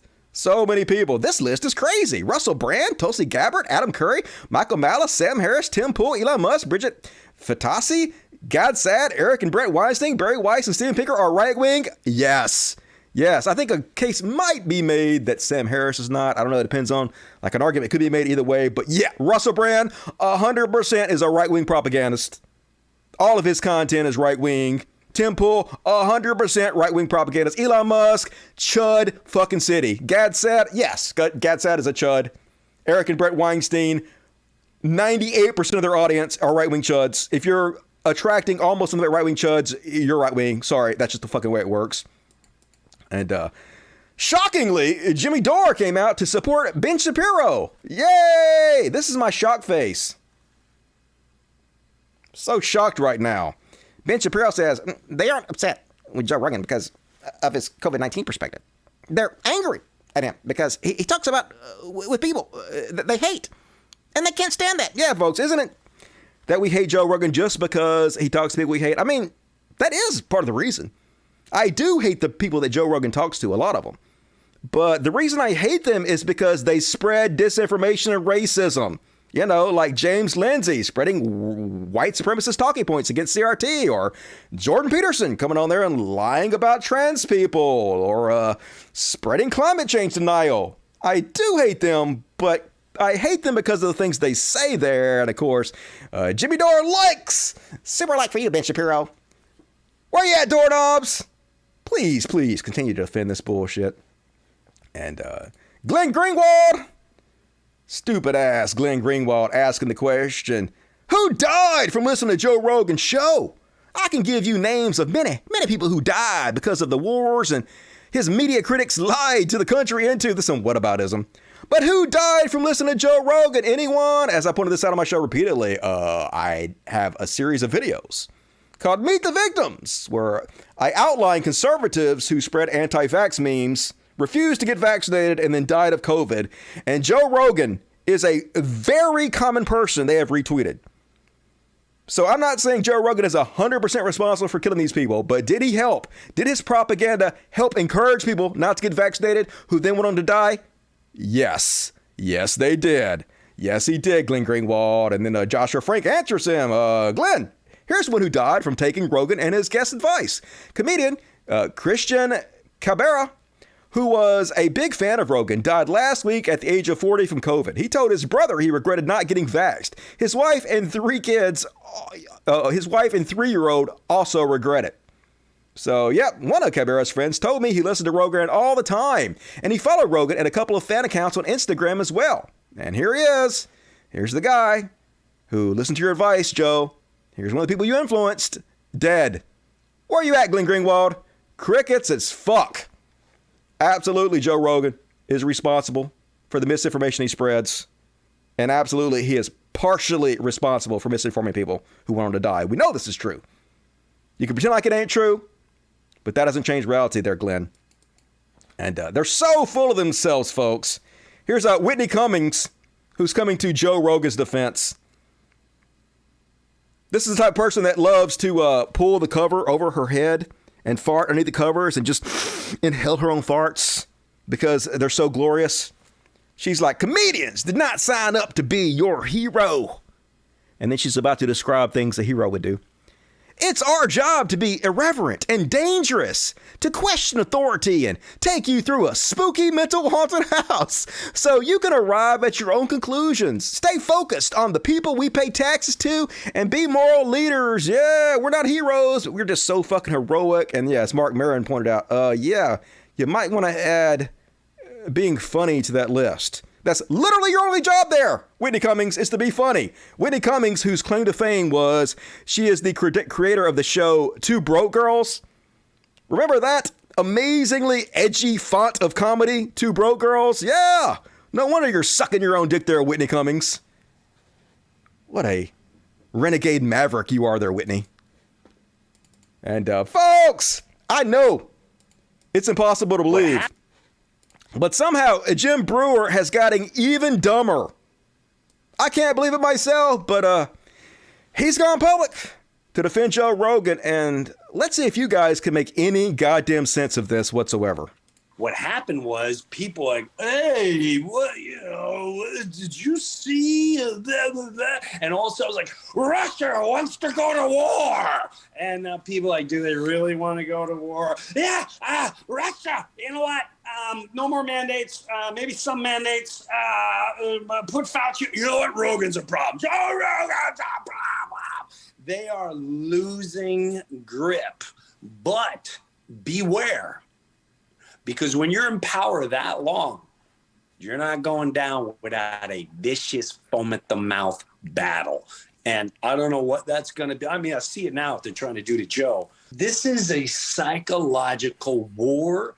It is an American war. When the White House says we need to censor a human being that allows conversation, guess what, everyone? You've just been taken over and you're just sitting there taking it. And you can buy all you want that, and then when it doesn't sell, they send their stars. Hey, you want to be a billion? Why don't you say something? It'd be really helpful if you say something, Madonna. You can see who all the players are. When this first came out, you had Gaga and I loved Jimmy's a good guy. All the top paid off, boom, boom. All the paid off bananas came out. Oh, they're doing a show to raise awareness. No, you're not. No, you're not. They're animals. They're demons. They're stuck in a voodoo world. Yep, here it there, folks. Lady Gaga. She been paid off. Like, I don't remember her talking about this at all, but I know she must have. And Madonna, who I also didn't hear talk about this, they paid her, and NWO, and they came out there, and I'm just so tired, folks. What the fuck is this guy even talking about?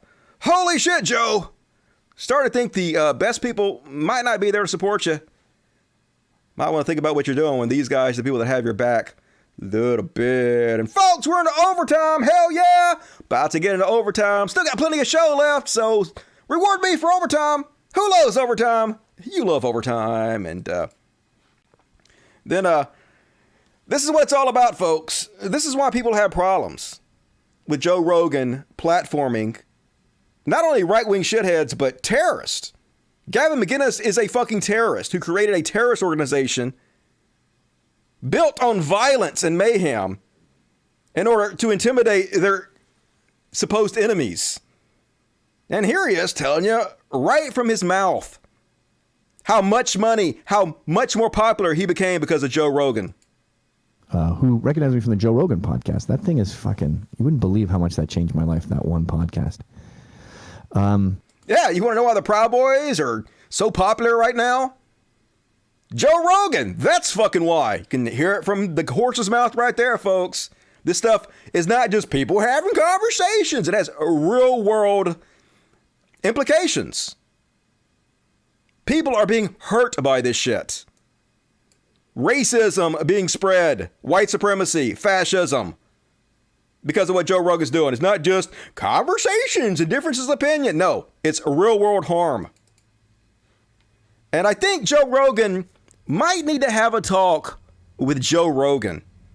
It's amazing how since he took that Spotify money, got his $100 million, moved to Texas, and started hanging out exclusively almost with chuds, how much he has changed. He's become exactly what he warned us about. No, and so that's what we need to do here. We need to just have straight talk. Don't tell them it's low risk. That's like the hurricane, okay? You know, I would be really mad at you if I thought you were a hurricane forecaster and you knew this was coming, but you kept telling me, oh, it's low risk, don't worry about it. Right. Yeah, once it hit. Yeah, so that's what we need to do today is just say this is going to be challenging. And we're going to get through it, though. We are going to get through it. I hope this wakes people up to the value of vaccines, too. There's so many wackos out there that think that vaccines are, you know, a scam or they're dangerous or there's so many people out there that won't vaccinate their children. I know. And that's one of your best shows you ever did was Peter Hotez. Yes, he's a dear friend of mine. guy. I do too. He's a dear friend of mine, as you.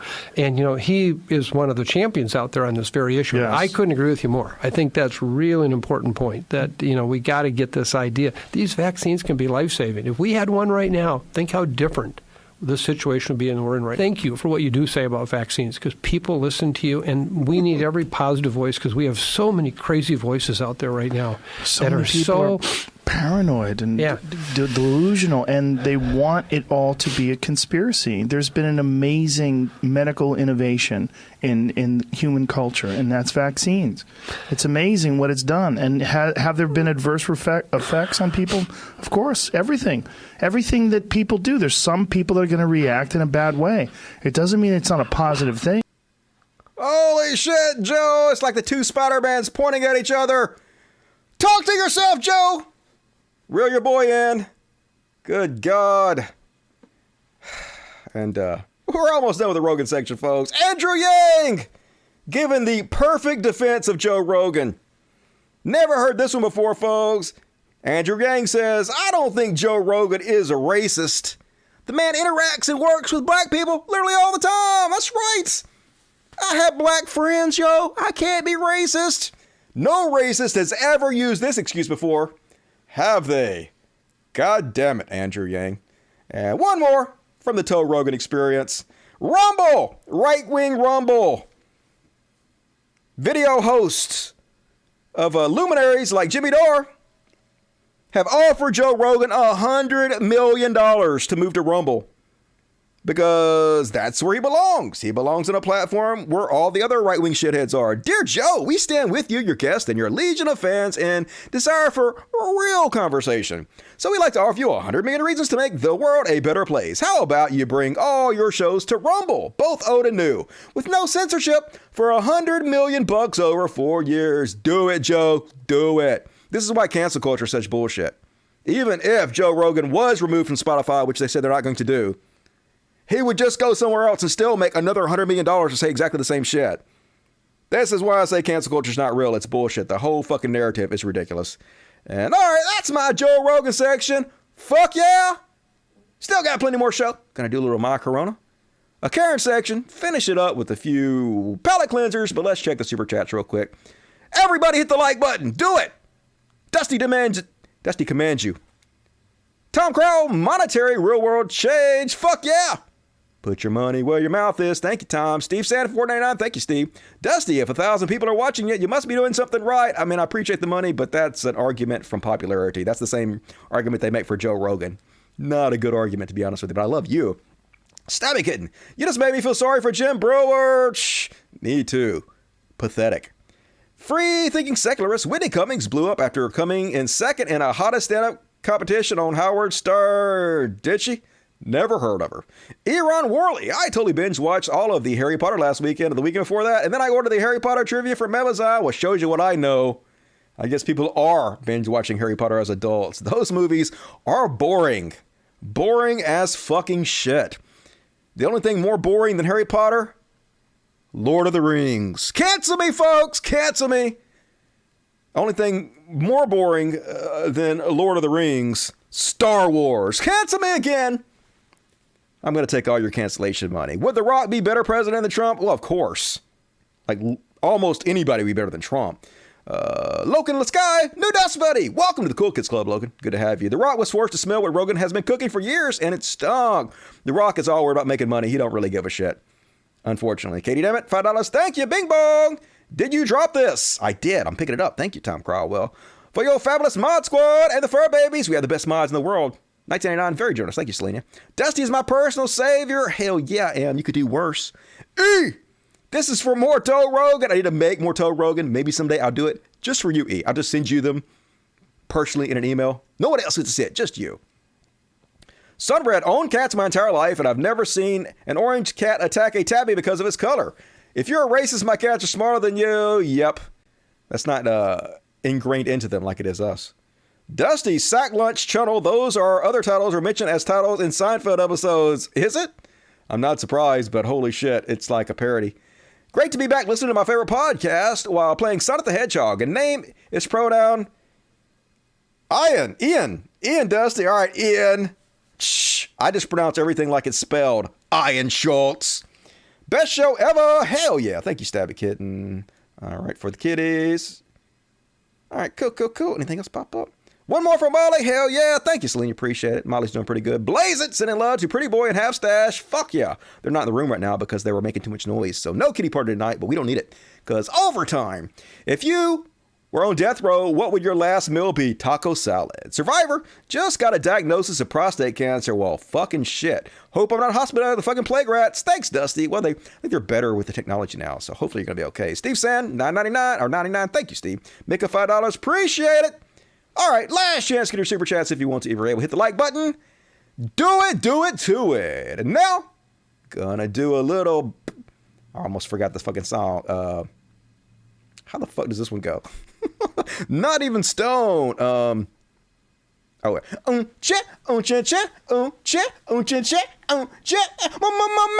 Corona. Nailed it. Didn't forget it all. Hell yeah. First off, oh my Corona, Shaquille O'Neal. No, Shaq coming out against mandates. Shaq like, I encourage everybody to be safe and take care of your family. I do. But, here's the but, it's just people don't want to take it. And you shouldn't be forced to take something you don't want. So, yeah, if you don't want to take the shot, you shouldn't be forced to. But also, it's part of the job requirement now. When you take the vaccine, you can still catch COVID, you can still spread COVID, but you're much, much, much more likely to get over COVID a lot quicker, which makes your window of infected other people way smaller. So it's like an OSHA rule where you have to keep your fellow coworkers and customers safe. So yes, businesses can demand their employees get vaccinated as part of their job description. And if you're not willing to do what the job description entails, you're fired. That's just the way it works. Shaquille O'Neal. Somebody find out what Larry Bird thinks about it. Stat. This is what's really important, what old basketball players think.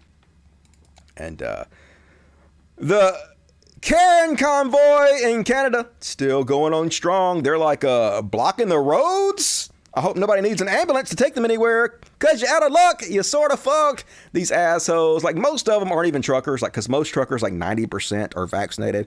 A lot of these people are Americans who are like Trump supporters and dipshit conservatives who are going over to Canada just to start trouble and spread their vaccine conspiracy bullshit. But these are the same people. Like Russell Brand was doing. How come the media is not covering this? The media is not covering it. This is what happens, folks. The media goes out there and tries to cover it, and they get consistently shit on and harassed by the protesters out there, who will then turn around and complain that it's not being covered.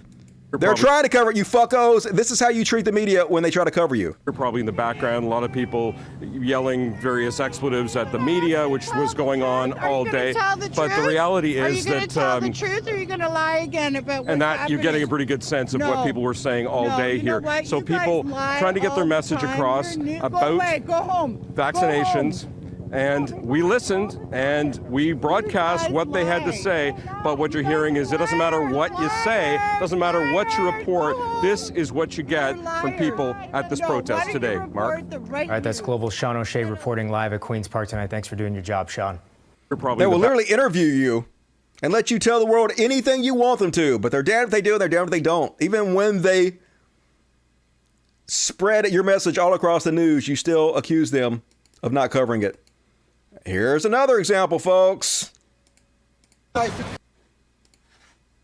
Global News, CTV News, CBC, you're all doing the same shit. Where do you get your information? I get it from you guys, and then you edit it. How do you know it's fake if you get it from Because I'm there. I was in Ottawa on Saturday last night. I was there. Were you? Yeah. Okay, so then you read the headlines about what's going on, like Global News and CTV News and CBC. Did you watch my story? I didn't watch your story. I don't even know who you are. Sean O'Shea, Global News. Okay, good for you. Well, you said you watched Global News.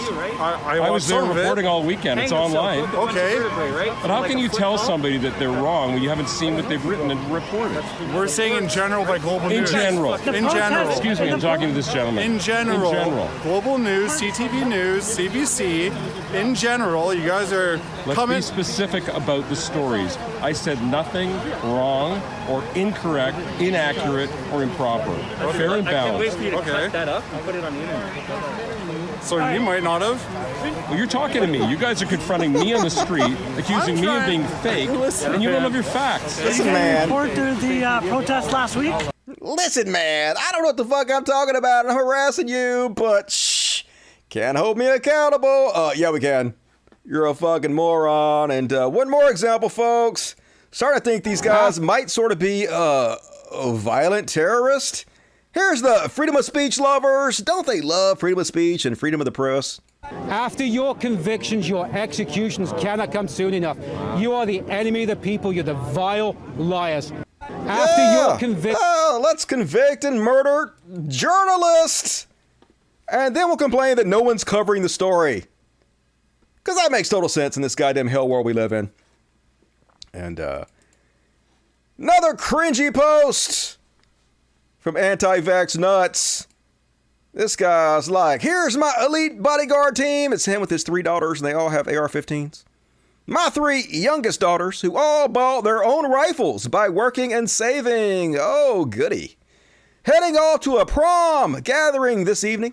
By the way, if you wore the mask or you get the vaccine, you will never get the blessing for their hand in marriage. Okay, first of all, dude, the more you hate their boyfriends, the more they're going to be attracted to their boyfriends. You do not own your daughters. Your opinion means nothing. Nothing.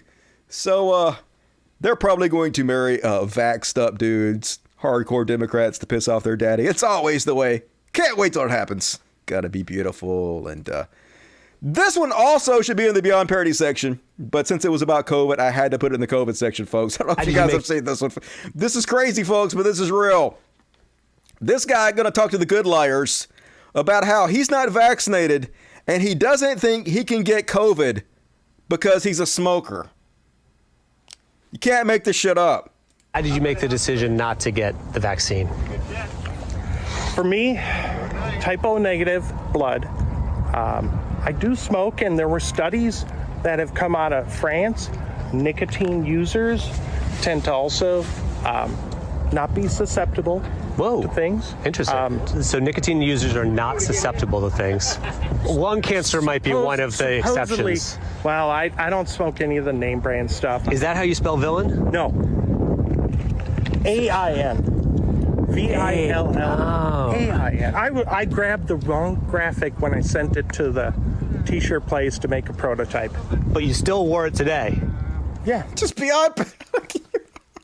How can you make this up? How can you parody these folks? Yeah, I'm healthy because I smoke. They done studies that if you smoke, you're really healthy, folks. Can't catch it. And, yeah, I misspelled the word villain, but I still wore the shirt anyway. Oopsies. Just goddamn it. God fucking damn it. So hilarious. So ridiculous. And last up on my Corona, folks. Did you guys see this one? Oh, this is not my Corona. This is supposed to go under the trash world one. God damn it. I fucked up a little bit. Here's a sample what not to do. The my Corona section is over. Let's pretend like this was in the trash world section. Charlie Kirk wants you guys to go out there and risk your lives for trillion-dollar corporations. Yeah. Don't do this, folks. Don't do this. So, here's an old lady stopping a guy from shoplifting, risking her own safety and life for the bottom line of Walmart.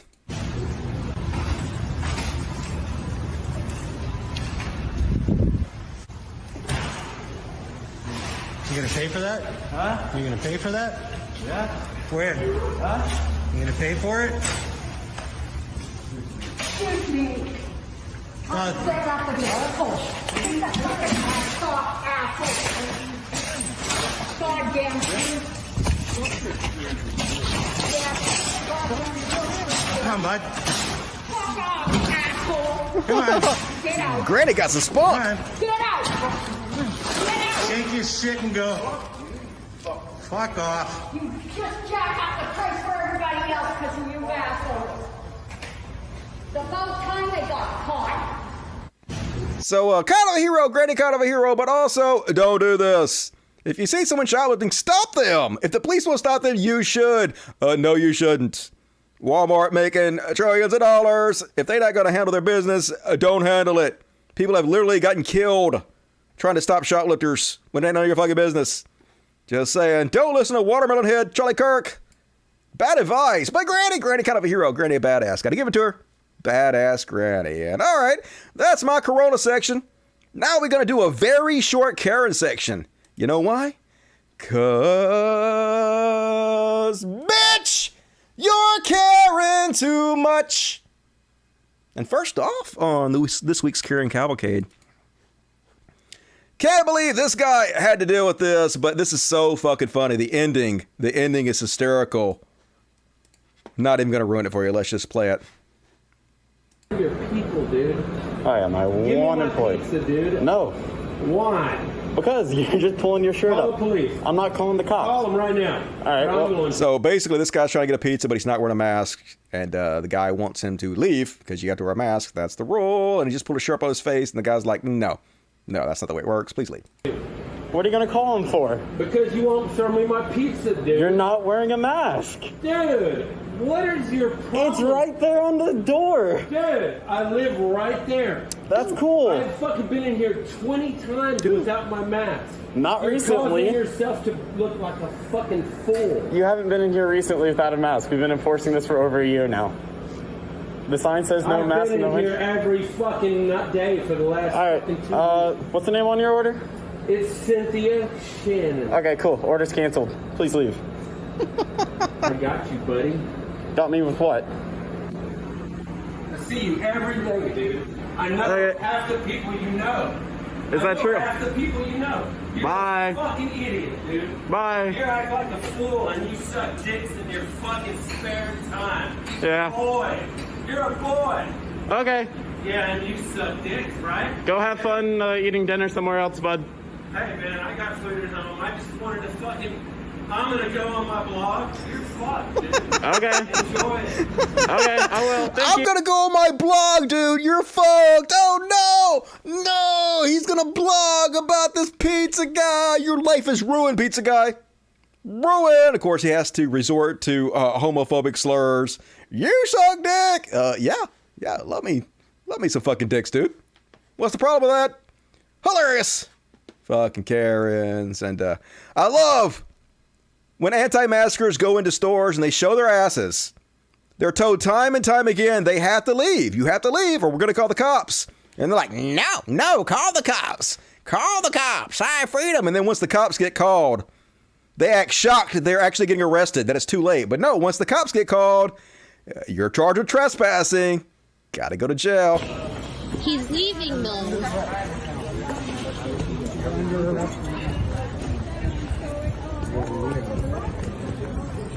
You know, you can't be doing this. He's leaving. He's agreeing to leave. He's under arrest for trespassing. Grab his arm there. Yep. No. Why are you arresting him? Yep. Why? He's not. He did. He's leaving. They told me to leave, and I'm leaving. He's leaving. And I'm leaving. Yeah, you didn't leave till the cops came. Too late. And I'm leaving. He's leaving. Now he's resisting arrest. So then he resists arrest for a while while they complain about it. He's leaving. But you trespass now. He's not. He is leaving in a cop car. He is exempt. He has a medical exemption.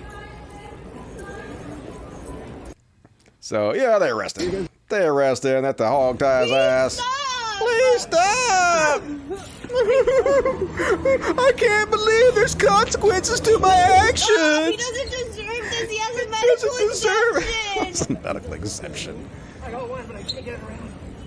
He just wanted to pay for something. That's it. He has a medical exemption. We didn't do anything wrong. Yep, love it. I need your badge numbers and your name. Need your badge numbers. Take their badge numbers. Okay, now you're going to give me your badge numbers. Yeah, no one cares, Karen. Shut the fuck up. And last up, this fucking moron Karen called the cops on herself. This fucking idiot called the cops on herself and got arrested. That's wild. That's wild. Surveillance video shows an altercation and this woman pulling out a gun on a store clerk. And for a brief second on the video, you can see it was pointed in the store. It happened after the employee repeatedly asked her to put on a mask or leave. Insane. Ridiculous. Now 33-year-old Angela Nominson has been charged with felony harassment. Video shows she came into this Arco AM/PM gas station in Bellevue last week asking for a receipt. There's no audio, but court documents say the clerk asked her to put on a face mask per the current mandate in King County. She refused, so he asked her to leave. Let's fast forward. Over several minutes, the employee asked Nominson to leave multiple times. You can tell their body language gets heated. That's when the clerk grabbed her by the shoulder of her coat and pushed her out the door. Bellevue police say the employee had every right to do that. The officers obviously in their investigation looked into that to make sure there was no assault that occurred or anything. They didn't find that there was any inappropriate or an unnecessary amount of force used by him. She is allowed to do. It's private property. Outside, video shows Nominson hitting the employee as he's trying to get back inside. Once he's through the door, that's when she pulled out the gun. Documents say in Nominson's cell phone video, you hear her shouting, "You know what? This is what I effing have. F you, you dumb expletive." The employee told police he thought she was going to shoot him and feared he was about to die. Especially at that close a range. That's pretty scary. Documents say it was actually the suspect who called 911, telling police she was in fear for her life. But Bellevue police say the video shows otherwise. By the time she had pulled the gun out, from what I saw in the video, he had already gone back in the store. She was not in danger that I could tell at that point. Crazy, folks, crazy. Actually fucking called the cops on her goddamn self. Hilarious. You didn't hear that? It's only in one ear, I think. Maybe those of you who are listening to Mono didn't hear that because it wasn't me. The audio was only one ear for some reason, so whatever. But funny, can't believe she called the goddamn cops on herself. What a fucking idiot. Hilarious. Karen's not the best. And all right, we're going to power through to the next section, folks. Got a very short hero section. You know why? Because we could be heroes for just one day. Yeah, we can. And first off, on the hero section, did you guys see this super giga hero? This crossing guard lady threw her body in front of a car to save a child about to get run over. Here comes the kid. And she's like, hey, car, stop. Here comes the kid. Yeah, you might want to stop, car. Hey, car, stop. Oh, no. Oh, yeah. What are you doing, car? You just run over somebody. You almost killed a kid. Probably text her some shit. Yeah, she got out. Oh my God. Yeah. Pay attention, dumbass. Hero. Crossing guard. Thank God for Billy Idol. I know, right? Billy Idol the best. And one more, folks. One more in the hero section. So, you guys know I'm not a big fan of Michael Rappaport. The dude's a fucking dipshit. Dip fucking shit. And I guess this is real. I don't know if this is real. Maybe he staged this. I don't know. But finally somebody doing what we've all wanted to do to this fucking idiot. Here he is whining about cancel culture. You know, this whole crap with this cancel culture and the... Shut up! Shit! Shut the fuck up! Nobody wants to hear it. Fucker. You've been talking all fucking week. You don't care what you have to say, just stop talking. You got me right in my fucking head, asshole. Stop. Yeah, just shut the fuck up, Michael Rapport. You dumb, and we're tired of listening to your annoying fucking mouth, says Dusty Smith. Hypocrite. And all right, folks, got 2 quick palate cleansers. The show's about to be over. Last chance to get in your super chats. I know the show's depressing, so now is the time when I cleanse you. Be cleansed, my children. Did you guys see this one? Apparently, there's a judge in Brazil, and he faking it till he makes it, folks. He got a background up. Look at all the books. Look how smart this judge is. Man, he reading like a motherfucker. This dude is a erudite. He had an intellectual. Look at him and, oh, what's that? Oh, no, it fake. Yeah, it fake, judge. It fake. What? So disappointed in you, judge. That ain't right. It's almost like you're not smart at all. My whole life's been a lie. Might want to get a more sturdy background there, judge. Or, you could just get real bookcases and put books in them that you've read. Just saying. Okay. And last up, one more palate cleanser, folks. So, did you guys hear about Build-A-Bear? Build-A-Bear, we can take your little kid to make the stuffed animal of their dreams. Well, now, they've gone porn. What? Build-A-Bear After Dark, where they're making these sexy-ass bears. And look at this lion. This lion ready to fuck the shit out of all of us in his silk robe. Damn! This lion could get it. Just saying. Just saying. I'm going to build my bear with a little hole in the back so I can enter. You know what I'm saying, folks. You know what I'm saying. What happened, you Build-A-Bear? Why you gotta be porn? It's for children. Don't ruin my childhood. Even though I never, ever had a Build-A-Bear. But apparently it's a new thing they're doing to try to make money. They're having adult-themed bears and lions for you to fuck. I don't know. Apparently here's one of wine moms drinking wine. Because, there's one thing I think about when I think about Build-A-Bears. It's wine moms getting sauced. Hell yeah. Not a MILF. It's a RILF. A rabbit I'd like to fuck. Hell yeah. I'd nail that juicy rabbit pussy. That's just me, folks. It's just me. No. That juicy rabbit pussy. All right, folks. That's it. Hell yeah. Let's read the super chats. Hit the like button before you go, fuckos. Almost 1,100 watching. Hit the like button, please. Yo. What's up, Jason? Ray Fuller, $50. That is very generous, Ray Fuller. Thank you. I appreciate it. Thank you and your pair. The both of y'all. John Peterson, 100 dicks. Thank you for your dicks, John Peterson. Appreciate it. Was afraid of getting COVID, so I filled my lungs with the glue. Hey, you gotta do what you gotta do. That's just wise. Dusty, can I have your permission to use your Fox Jaws report clip? Hell yeah. Everything I do is public domain. All my songs, everything. Take it, use it, make money off of it. Dusty don't give a fuck. Rage for the machine. Hell yeah. That's the new counterculture, isn't it? RB, $10 Canadian. I got caught in the trucker LARPer Freedom Convoy on the weekend here in Toronto. Wanted to film it and send it to you, but my anxiety made me get the fuck out of there. Chuds were out in full force. I know, right? Trying to shut down the economy. I mean, it is a pretty good way to protest, but doesn't make people like you very much. Don't try luck with Larry Bird. Just listen to Big Bird. True. A much better bird, in my opinion. I learned. All right. I already read that. All right. Oh, no. I didn't read that. I learned about Whitney Cummings in 2010 when she was on the comedian guest on True TV's Worst Dumbest Series. Doesn't sound like she's very clever. One more from Molly. Thank you, Selena. Appreciate it. All right. I think I got them all. Anything else pop up? Nope. Nothing else popped up. All right. Folks, another amazing goddamn show. Appreciate you guys for hanging out with me. I'm going to go back after the show and read all your comments. I do it every fucking show. I mute myself because my voice is annoying. And go back and listen to all the cool jokes you made. So be sure to join us every Monday and Friday, 8 p.m. Central, 9 Eastern. Because joining us live is most of the fun. Adding in on all the hilarity. You guys are funny as fuck, and I appreciate you leaving comments. I'm going to go be entertained by your comments. So be sure to join me next Friday. Same time, 8 p.m. Central, 9 Eastern, where we're going to do this shit all again. Another episode of The Greatest Show. But folks, in the meantime, if you love me, and you should, please consider supporting me on Patreon. I don't make any money off the ads, or really, I don't make any money off the ads. Very little. My Kid Rock video got seen 30,000 times, and I made $3 off of it. $3 off 30,000 views. So trash. So really, I only make money if you guys become patrons. So there's a link in the description of the video, patreon.com/podcast. Please ship it $1 or $2. Whatever you can afford. If you can't afford shit, don't give me anything. I'm not a televangelist. Do what you can. And I appreciate it. Folks, I will see you guys soon. Have a good week out there. I love the shit out of you. I'll see some of you guys playing Lost Ark this week. And the rest of you, I'll see Friday. Love the fuck out of you. As always, till next time. Logic, motherfuckers. Boom.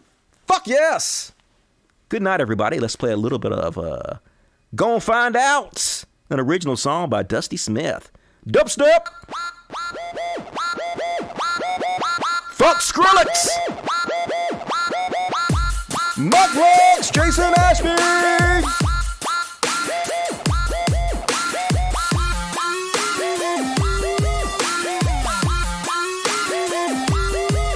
Welcome to the PTL Heroes. Ray Fuller, a fucking hero you are.